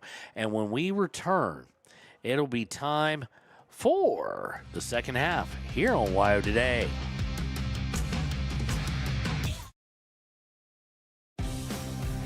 For more than 40 years, Porter's Mountain View Supply has been serving central Wyoming with top brand name spas, stoves, fireplaces, and outdoor grills. With 2 locations in Riverton and Casper Plus financing available for your purchase, Porter's offers expert advice, quality products, and service along with maintenance. Porter's, your local spa, stove, and fireplace provider in Riverton at the corner of Sunset and North Federal.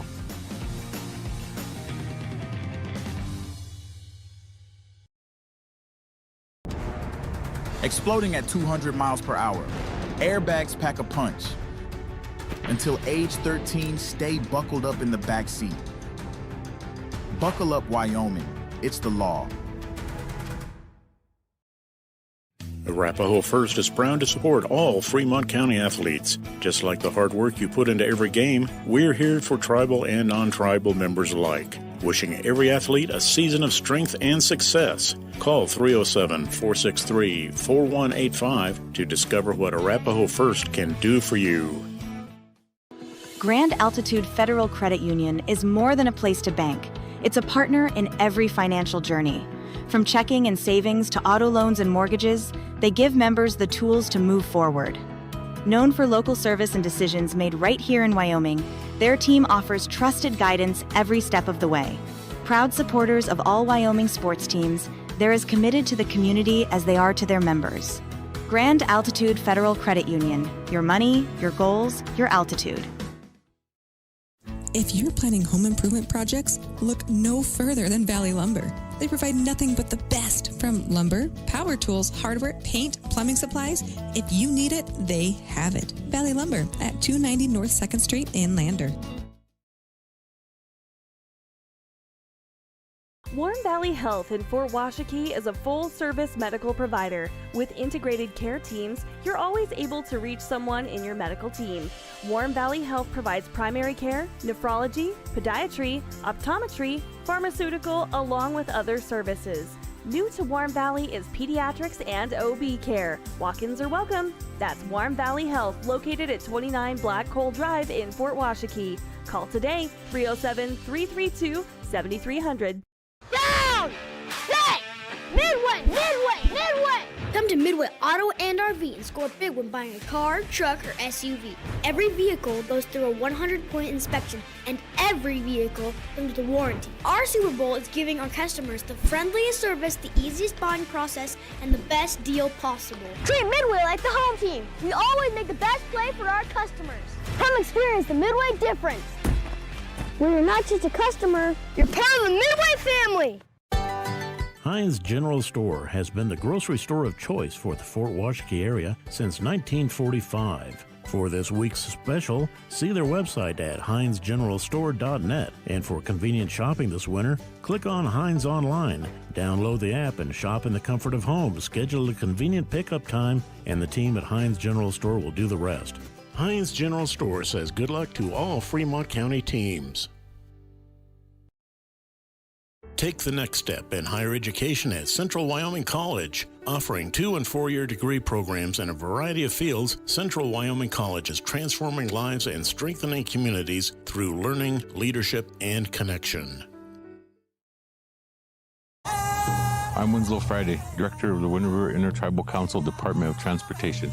It makes me and my crew happy when you buckle up. It just might save your life. I'm gonna get us home. Buckle up for life, Wyoming! Midway operates our 4 showrooms as one location, giving you by far the biggest selection of inventory in the region. Midway has the best buying experience before and after the sale. Our team members have more experience and knowledge to better serve you. Midway's success is based on hard work. Our team members give 110% to make sure you have a fast, enjoyable experience. We have what you need. At Midway, you're not just a customer, you're part of the Midway family. Head to Nana's Bowling and Bakery in DuBois for Family Fun Night. Now booking parties for all ages and occasions. To reserve your company, family, or birthday party, call 455-3660. Nana's Bowling and Bakery is proud to support Fremont County student athletes. Discover Thermopolis is proud to stand with our Bobcats. From local attractions to hometown pride, there's always something to cheer about here. Discover Thermopolis, celebrating our community and rooting for the Bobcats all season long. Golden Buffalo Jewelry in Riverton knows that sports bring our community together. From Friday night lights to weekend tournaments, they're proud to cheer on our local athletes and support the teams that give us so much to root for. At 407 East Main, you'll find something special for everyone. Timeless pieces, unique gifts, and a selection worth exploring. Stop in, discover the perfect treasure, and know you're supporting a business that supports local sports. Where community and sparkle shine side by side. Call 307-857-2789 today. Hot Springs Pharmacy is proud to cheer on our hometown Bobcats. Whether it's game night or school night, we've got the prescriptions, health essentials, and friendly service you can count on. Hot Springs Pharmacy, your local team, your local pharmacy. Let's have a big cheer for our hometown team.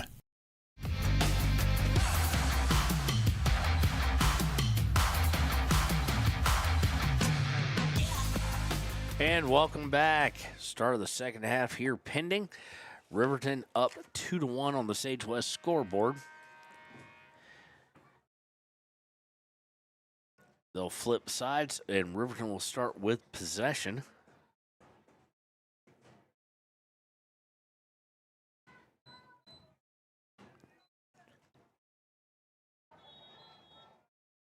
And we are underway.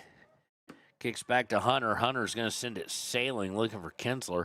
And I think that's kind of what they were expecting, was sent out of bounds by Star Valley.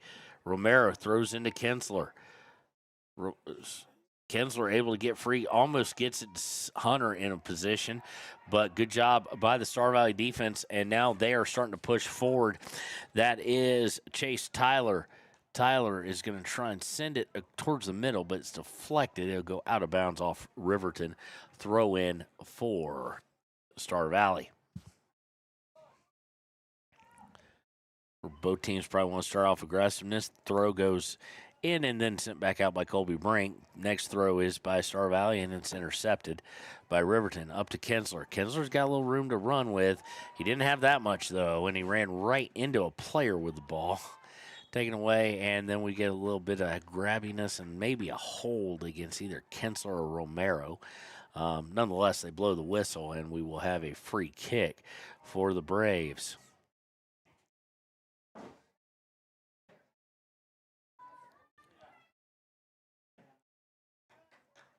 Send it forward. It's going to go off a long kick, and it's going to go off of the head of Camden Heil. So it'll be a corner kick as it goes over the inline after that.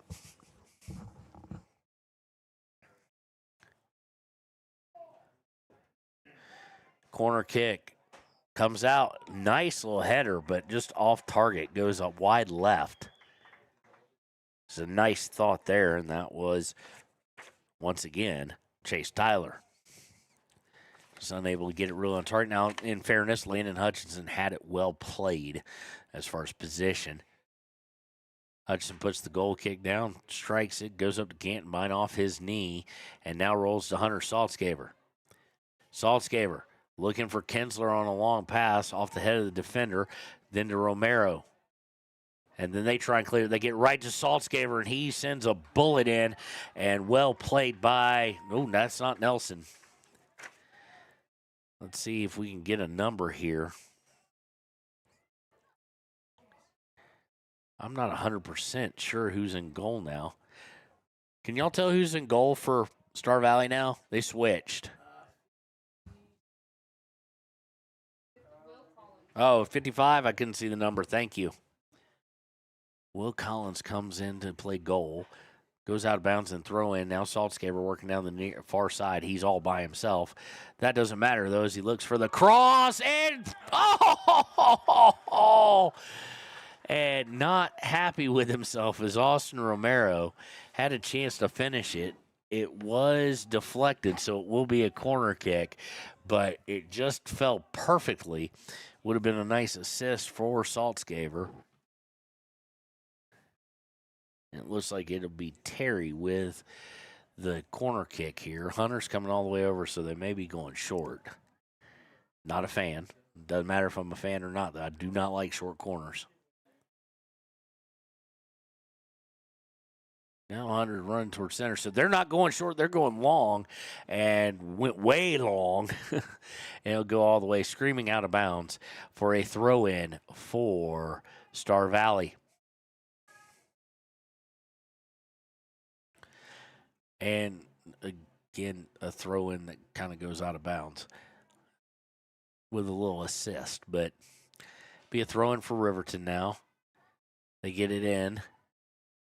Gantenbein trying to play with it, and it'll go out of bounds off of Gantenbein. Throw-in for Star Valley.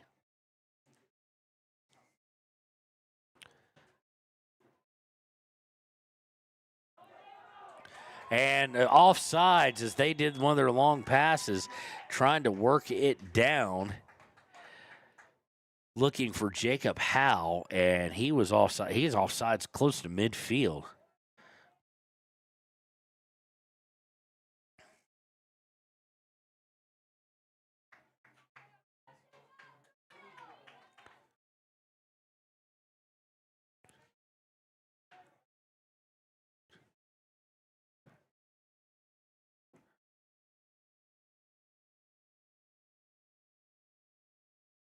Sent forward off the free kick, and Saltzgaber is taken out off the ball with some pretty good physicality there.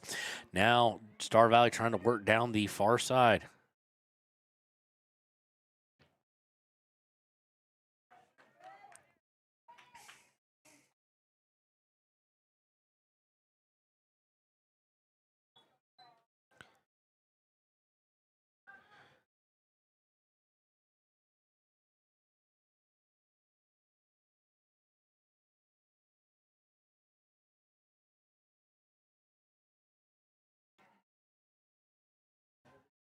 And we've got a down player.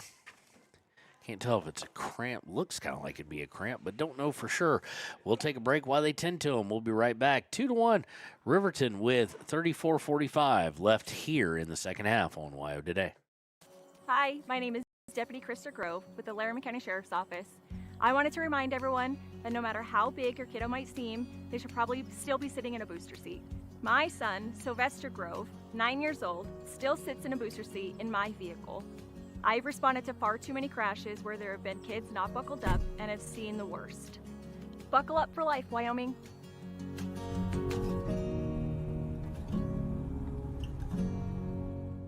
Life moves fast, and Range Internet is your high-speed partner. From working the ranch, running your business, or just out having fun, $80 1 gig internet from Range keeps you going at life speed. Fast and reliable service, all backed by local experts with the latest in online security. Only $80 a month, with no contracts and no phone lines required. Don't just follow the herd. Lead the way. Visit range.net and discover how $80 1 gig internet can help you live your West life. And welcome back. Riverton off the throw trying to push forward. Star Valley injured player is Chase Tyler, who's been heavily involved today, and he was not able to put any weight on his right foot whatsoever. So we'll see how that changes things for them as they look to come back and try and get an equalizer here. They've got about 34 minutes and a little bit of change to do so. Now it's out of bounds. Colby Brink going to throw it in, trying to get over the head. Couldn't. Was looking for Kinsler. Kinsler with a nice little head back to Saltzgaver, though, on the return. Saltzgaver working inline, trying to go through. Gets through. Oh, look for the cross there. And it's going to go. No, it's not going to go out. Giving Chase. Oh. Oh, it was out. It will be a corner.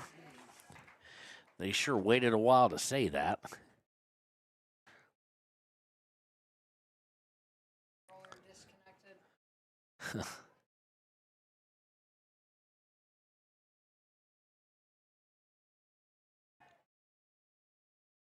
Corner sent in and just well over the feet, but now sent back up.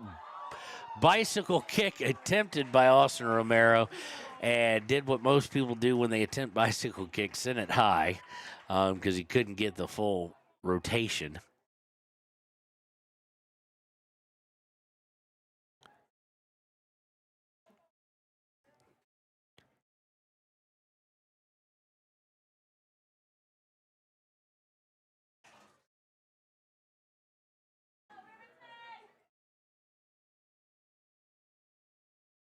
Goal kick comes after the bicycle kick, and they're going to look to get a race on. Trent Weber giving run. He'll get to it first. He'll go back to Hughes. Hughes will send it out towards about 32.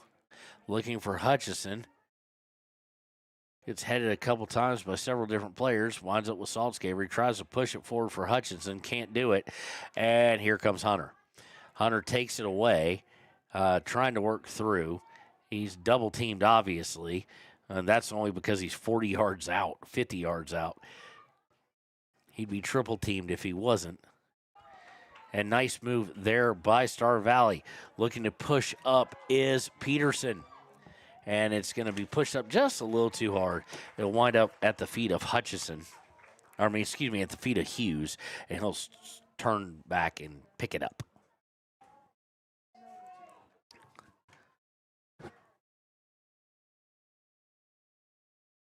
We're trying a lot of just going back and forth, but no real threats outside of when a random corner happens here in the second half. Star Valley's looking for the same thing over and over again, which is a long run out. They may have one here just because of the speed of him, and he does get away with it, does Matichik. And it goes out over the end line. He's just unable. Second touch was just a little too hard. Showed why he's their leading scorer, though, probably their best player. Matichik got a ton of speed.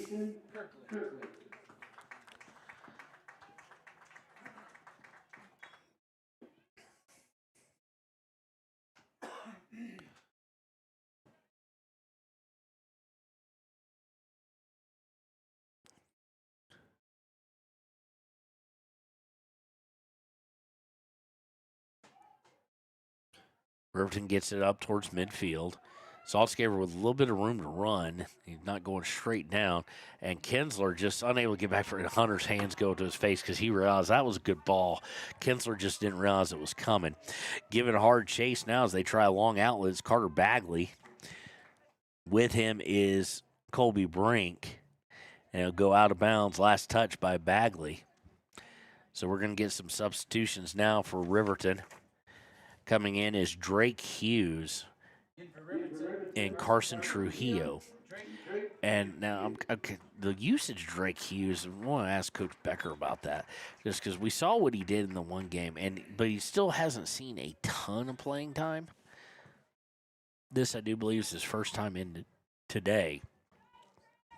Up to Hutchison, trying to get through. Lucky he didn't take a guy out there because that could have been a yellow on the slide. It was late.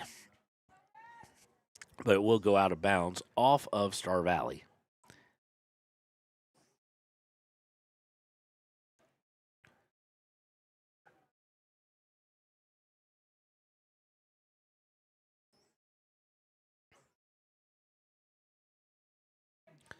Skied out of bounds by Riverton.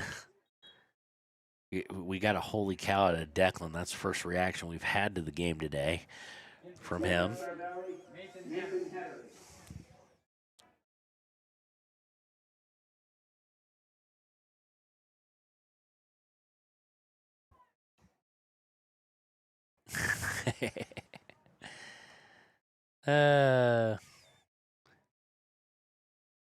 Throw in by Riverton. Trying to work forward, stolen by, I think that's Choma, excuse me. Don't want to call, dude, that's bad. Yeah, no, Jacob Choma.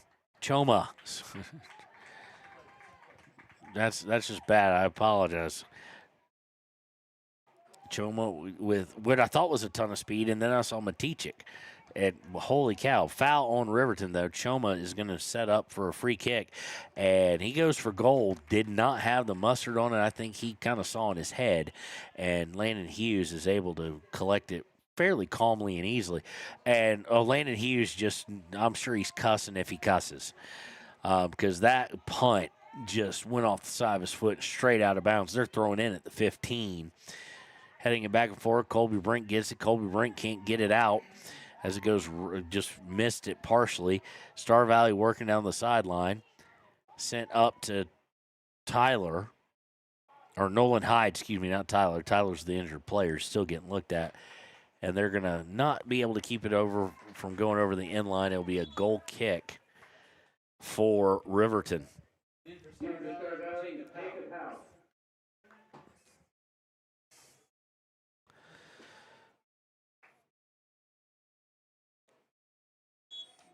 A reminder, each Friday at 8:08 a.m. on 101.7 KDNO is Wyo Today Sports Lives with myself, Baylor, and Cody Beers as we discuss everything Fremont and Hot Springs high school sports with a little bit of college and a little bit of pro mixed in. But we talk about track and field, all the spring sports right now, track and field, boys and girls soccer. We'll be talking Legion baseball. I'm sure we'll even get a little bit of Little League going as we're a sponsor. We'll have a good old time. Now, again, that's at 8:08 every Friday morning on 101.7 KDNO.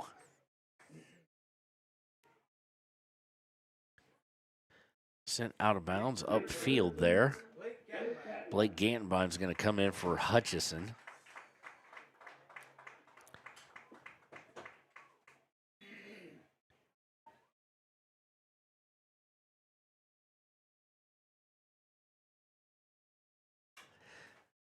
Inbound sent, looking to get it up to Kirkland, unable to do so. Now they're sending it down the near side. Colby Brink is going to win that race, and he'll send it out of bounds. Trying to match pace with him was Hyde.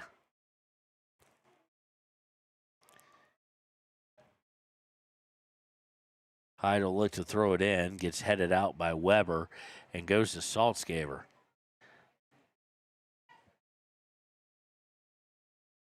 Saltzgaber giving chase And it's not every day you see Saltzgaber get caught from behind, but Matichik was doing that. Goes out of bounds to be a throw-in for Riverton. They throw it right to Saltzgaber. Saltzgaber, long, high cross, looking to get it to Trujillo. Trujillo tracks it down, out to Kirkland, back to Trujillo. Trujillo has it taken away, but they're not able to do a whole lot with it. Goes to Kirkland. Kirkland just kind of looking for what he wanted to do, let it get close enough to the Braves to take it away. That was a good move there by Howe. But Brink has it. Brink on the long pass to Trujillo. Trujillo stops, going to look for a cross potentially. Taken out is Lexington Kirkland. So he goes to the ground, and it'll be a throw for, they're going to say last touch. I thought we'd get the foul. I didn't think we'd get the throw. I thought it was last touch by Riverton. They say no. Colby Brink will take it. Gets it to Saltzgaber. Saltzgaber taking off the ball. Does fall down, and it's going to go over the end line. It will be a goal kick as we're now under 25 minutes to play in this matchup.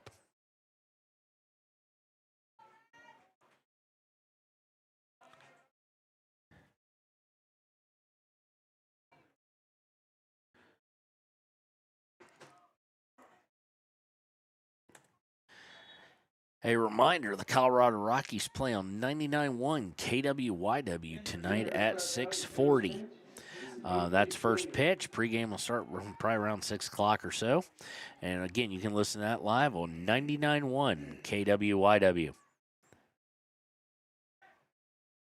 Goal kick sent out towards midfield, controlled by Star Valley. They're going to try and work it down midfield. Now they've got some guys ahead of people, but Hughes wisely comes off his line and gets to it first.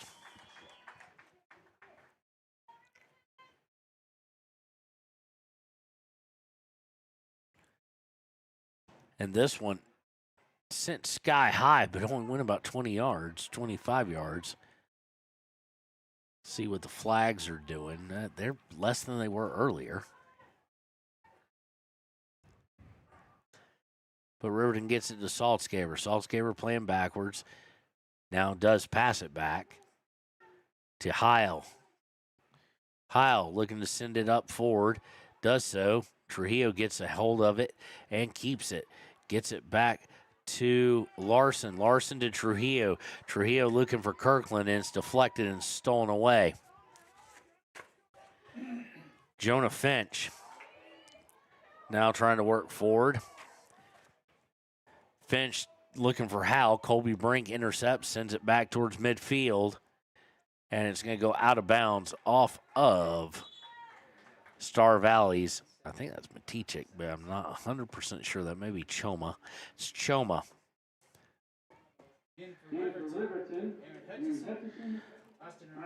Hutchison, Romero, and Kinsler returning for Saltzgaber, Terry, and can't see the other guy.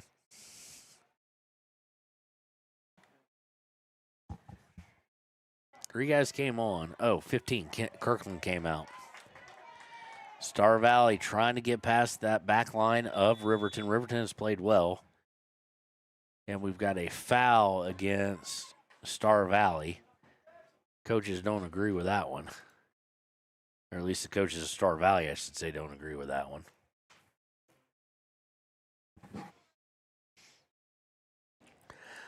Free kick to be taken by Heil.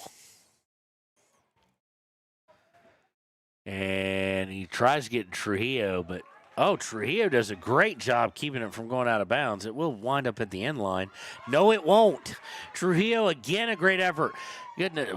He looks across it. Oh, that was almost a one-man wrecking show by Trujillo. Carson Trujillo, again, one of the sophomores. You see what his potential there is, and the potential is now. Riverton trying to push forward. Got it to Kinsler, but he's rubbed off the ball, and it's taken away by Finch. Finch looking for Choma. And sent forward. It should be offsides. It is at about the 37-yard line. That's always the danger when you're trying these runs is if you take off on one, you got to get back, and you sometimes got to get back in a hurry, and that's difficult to do.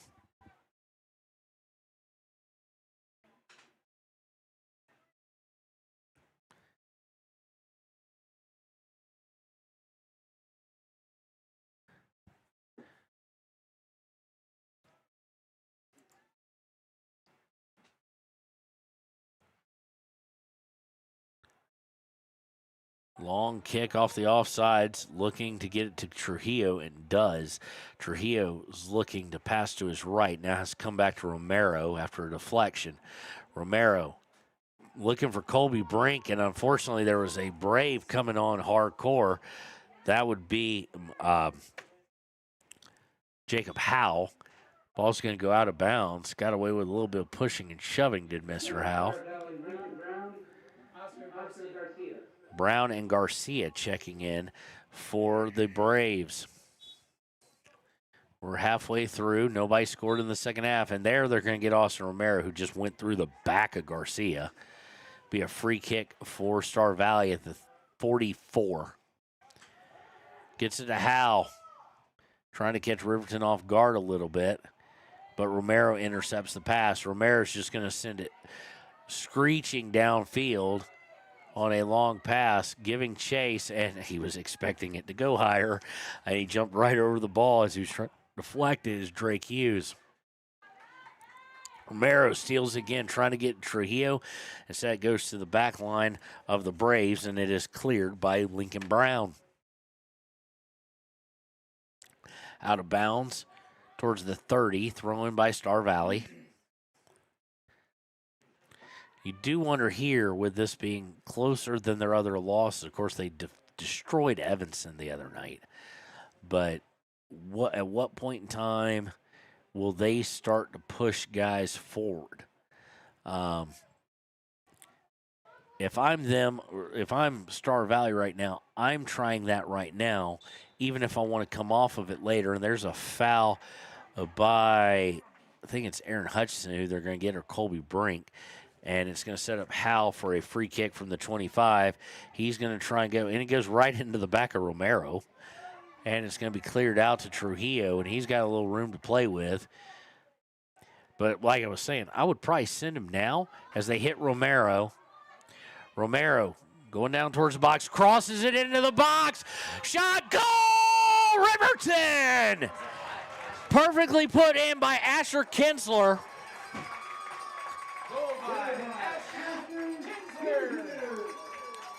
Perfect pass from Romero.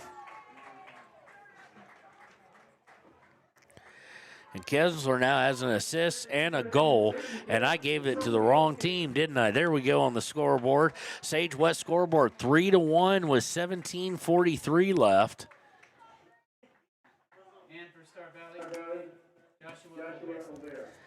Let's get the time right here. Well, let's go ahead and do that. There we go.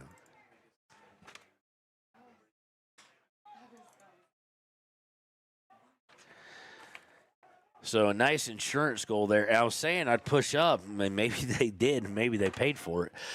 Because Hunter's not out there, you could get away with, you're not going to run into probably a one-on-one, but a perfect team goal there. They try one of their long outlets again. Intercepted by Riverton. Now we got a foul. We might get a yellow here, and we do got a stoppage of time. So that probably means that's exactly what we're about to see. We do see a booking. Because there was no effort. He didn't even try and hide it. Jacob Howell didn't, like he was going for the ball.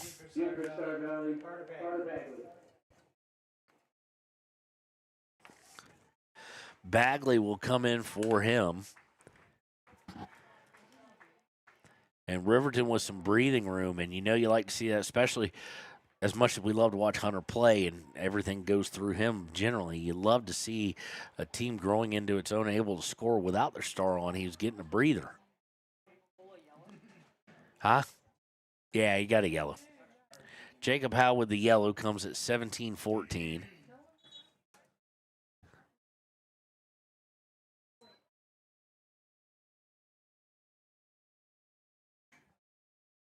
He whistled it back, didn't he? No, evidently not. Now he did. We are back underway. Free kick going to be taken. Sent all the way downfield really high. Star Valley comes away with it, but they're going to lose it out of bounds. Here, huge goal there for Kinsler. Not just to get him on the board and do some things. Saltzgaber's come back, I do believe. Yes, he is. Actually, no, I don't see him. I'm trying to lay eyes on him. Yeah, there he is. Send it out. Gantbine giving a run on. He is not going to beat out this back line, but he does get enough pressure to send it out. But also that this team could score without Hunter. And number 3, get the insurance. Up 2-1, one mistake, especially the way they play like Hail Mary passes, was going to be potentially dangerous.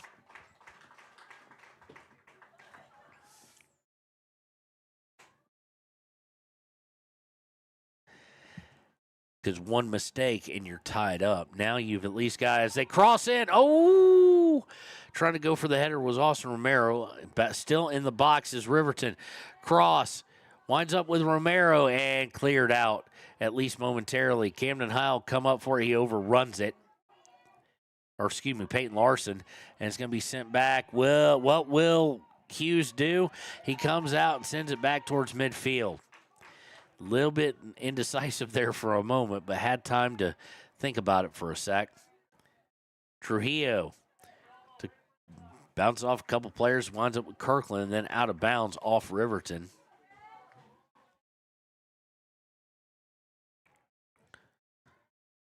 A reminder, following the game will be the Click It or Ticket post-game show,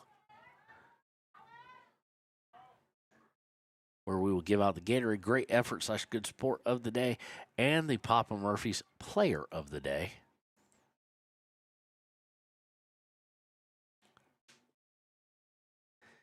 Throw in for Riverton on the far side.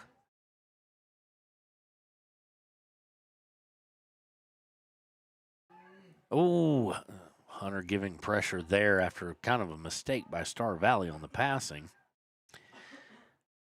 But Riverton right now perfectly content to just kind of possess it, take advantage of where they can. Saltzgaber, individual move, shakes one. Looking to get it in, does get it into Kinsler. Kinsler to a shot, and boy, did he get his hips turned, did Austin Romero. Just a little bit high, but boy, he swiveled that thing and sent a tomahawk missile towards the goal, just high.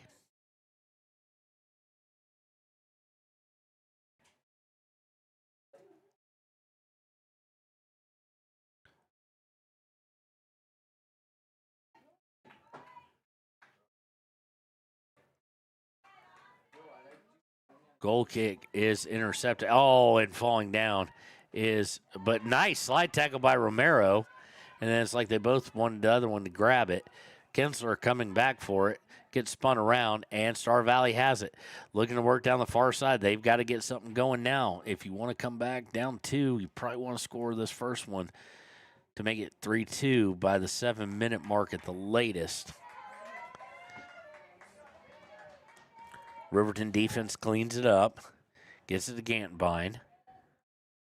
Gantbine, just nothing on that pass, just misstruck it and taken away by Star Valley. Star Valley working into the box, shot, no good. And Hughes has to jump on top of it, and we get all sorts of collision.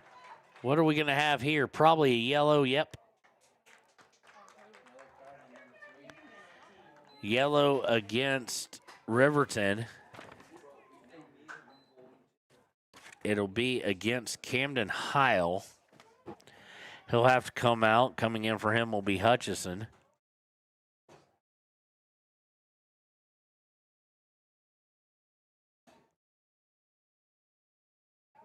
Let's see what we're going to have here.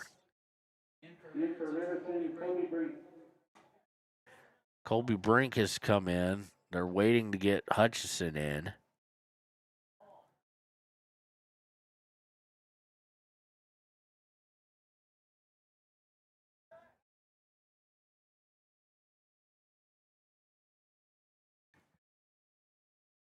So we stop the clock. We'll stop it with them.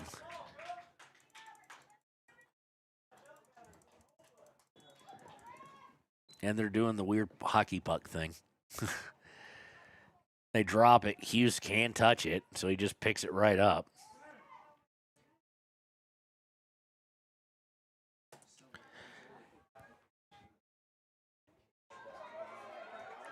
Long outlet. And there we got an elbow in the back, and no call. Ball clears out to Blake Gantmine. Now everybody just, it's getting chippy.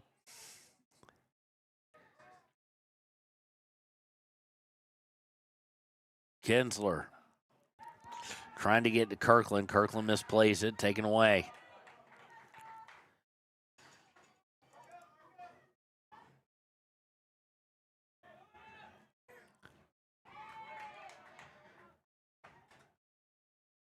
Long pass, just a clearance pass, really goes right to Star Valley. Kirkland to Kinsler. Kinsler looking for Trujillo. Goes right back, deflected to him. Headed back in by Romero. Gantmine takes it off the face. Hard touch by Kinsler, and it'll be cleared and go out of bounds by Star Valley.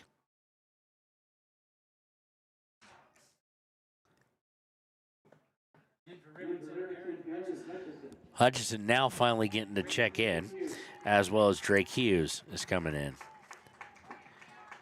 Drake Hughes, the only freshman I think we've seen. We've seen Noah Despain, I think, once. And the Jackson game, I think we saw Dagan Weber as well. I'm not sure we've seen Wyatt McFarland, and I know we haven't seen Ryan Carver. Drake Hughes, the only freshman we've seen so far play. Of course, had an assist and a goal in his first game out. And, Saltzgaver. Oh, Saltzgaver fed Romero, and Romero sends it wide right.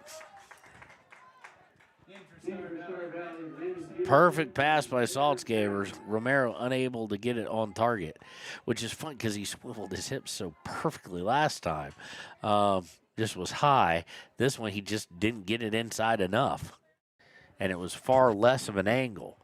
But Riverton perfectly content for stuff like that leads to even goal kicks because they take some time off this clock. And we've got 10:20 to play and counting.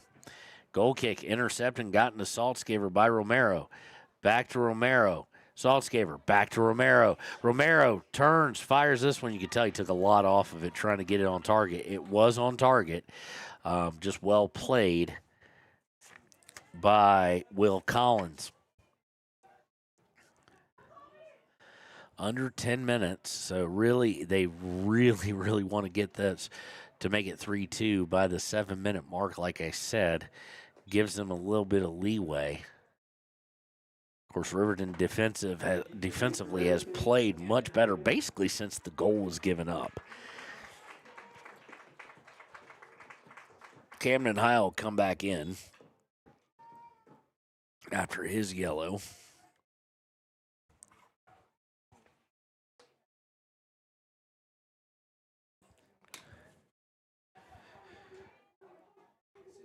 Goes out to Riverton's Carson Trujillo, and he is fouled. I don't know why they're rushing. Slow down, Braden Terry. Tick-tock, milk that clock.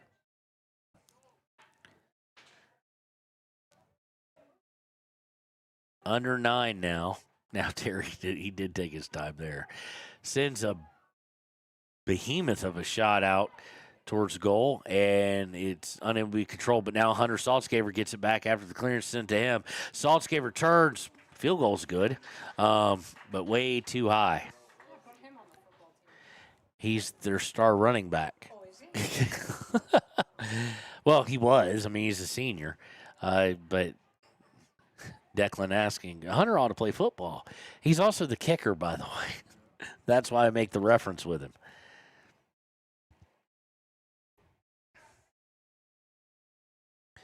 Oh, beautifully taken away by Terry. Terry fires, and he wants the kicking job too in football, it seems, as he goes well high, and it goes far, far, far. as we hit the 8-minute mark to play here on the Sage West scoreboard. Riverton 3-1. Goals again by Hutchison, Saltzgaver, and Kinsler. Assists by Terry, Romero, and Kinsler.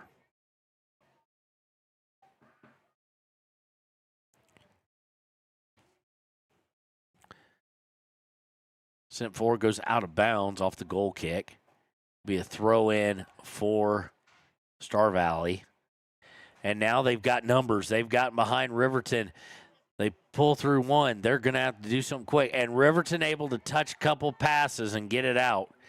And now Riverton with something to work with and a lot of space. They get it to Saltzgaver. Saltzgaver looking for Trujillo. Goes off the head of a Star Valley player. They come away with it, but taken away by Terry. Terry over to Kinsler. Kinsler looking to strike it into the middle. No one there. Easily picked up by Collins, the keeper. Under 7 minutes now. Collins sends it deep, and Terry's just going to send it back, but it's going to go off the side of his foot. Out of bounds, but still time moving. Substitution is Howe's coming back in. Of course, Howe with the yellow as well. Kinsler coming back in. McLaughlin coming in for Weber. Romero coming back in for Kirkland. And also coming off is Drake Hughes.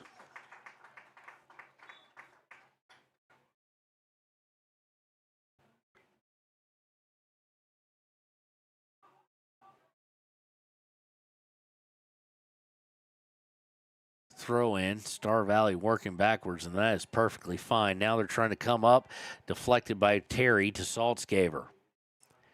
Saltzgaver turns, gets it to Terry. Terry was looking to feed Romero, just overshot him with a pass. It's going to be cleared by Star Valley, but go out of bounds.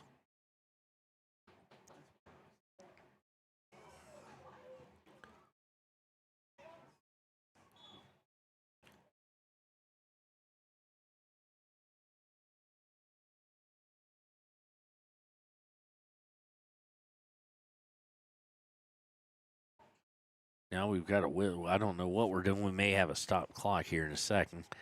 They're discussing. It looks like the end result is going to be a foul against Star Valley. It'll be a free kick for Riverton. Looking to get it to Trujillo on the long pass. It is intercepted by Star Valley's Landon Peterson. He looks to push it forward, but Riverton's going to step in front of the pass. That's Larson. Larson will send it out of bounds, but that's perfectly fine. Under 5 to play.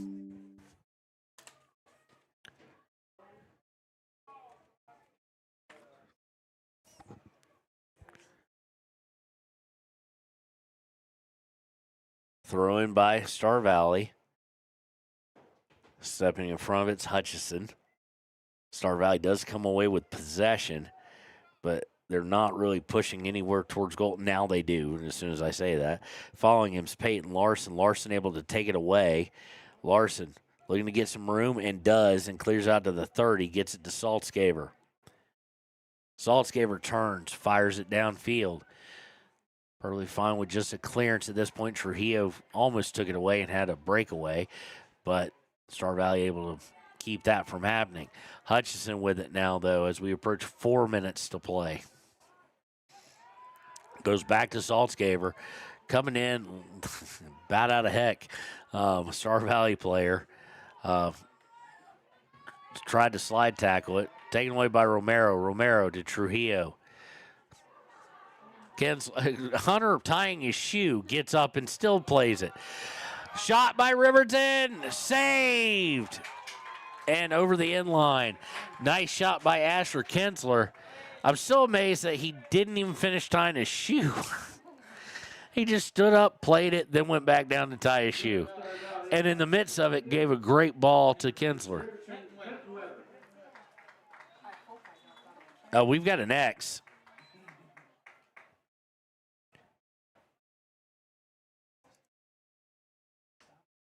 Yeah, he threw an X up. I don't know why.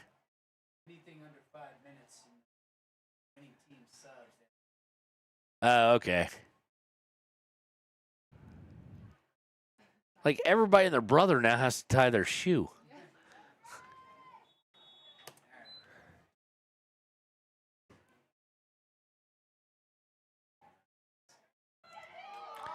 Corner kick is going to just fall a little bit out of range of putting it in the back of the net. So Riverton will maintain a 3-1 lead as we tick under 180 seconds to play.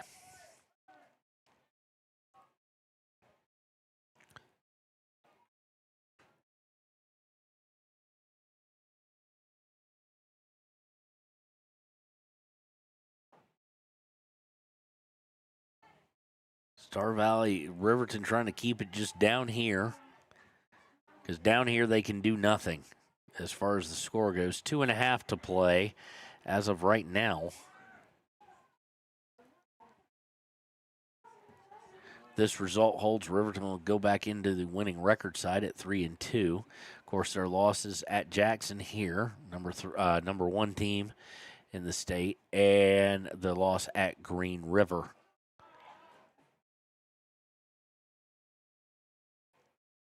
Taken away here by Star Valley.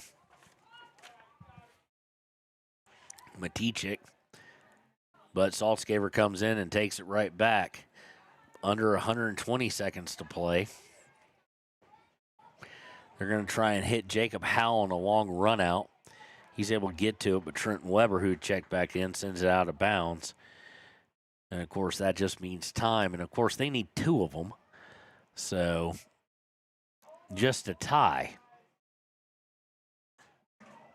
Trying to clear it out. There's going to be a foul against Matichik as he undercut pretty badly. Undercut Camden Hile as he went up to head it out. Free kick. They get it over to the far side.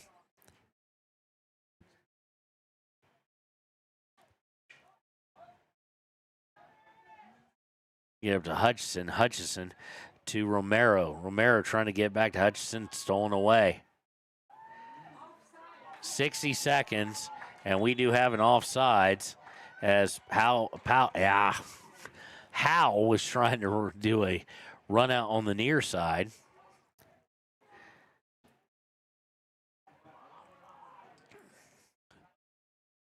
"42 seconds left. Ooh. Shoved by Camden Hile. Of course, he's already on the yellow. Trying to work it up, trying to clear it. Colby Brink's going to have to come back for it. It's deflected by Star Valley. He's willing to take his time doing it, and it's going to go off of Howell and out of bounds. It'll be a throw for Riverton as we are now at 20 seconds.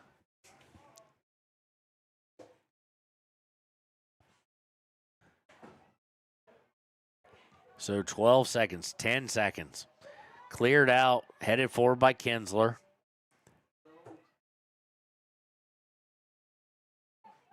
And that is your ball game. So,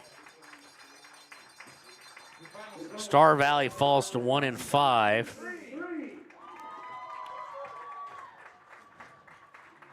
And Riverton improves to 3-2 overall. When we return, it'll be time for the Click It or Ticket postgame show here on WYO Today.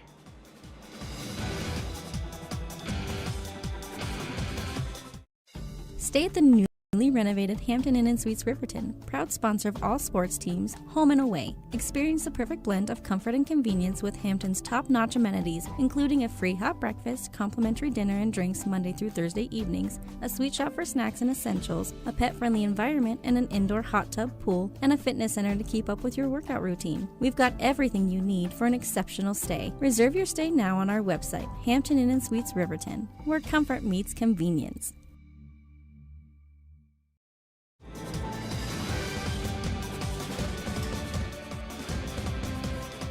And welcome back to the Click It or Ticket postgame show here on WYO Today. Your final, Riverton improves to 3-2 with a 3-1 victory over the now 1-5 Star Valley Braves. Riverton will now head to Evanston along with the Lady Wolverines on Tuesday. We will not have that game for you. We apologize. We will be with you on Thursday at Kelly Walsh and on Friday here against Natrona County. Your scores for today, Asher Kinsler with 1, Aaron Hutchinson with 1. He had the first. Hunter Saltzgaver had the game winner, as it turns out, and Asher Kinsler had the insurance. With assists, Braden Terry, Austin Romero, and Asher Kinsler. And that brings us to our Papa Murphy's player of the game. It was a close one. You can name several guys, Papa Murphy's player of the games, but this one is Asher Kinsler. With the assists and goal, the sophomore, and I anticipate over the next 2.5 years we're going to hear a lot about him, is your Papa Murphy's player of the game.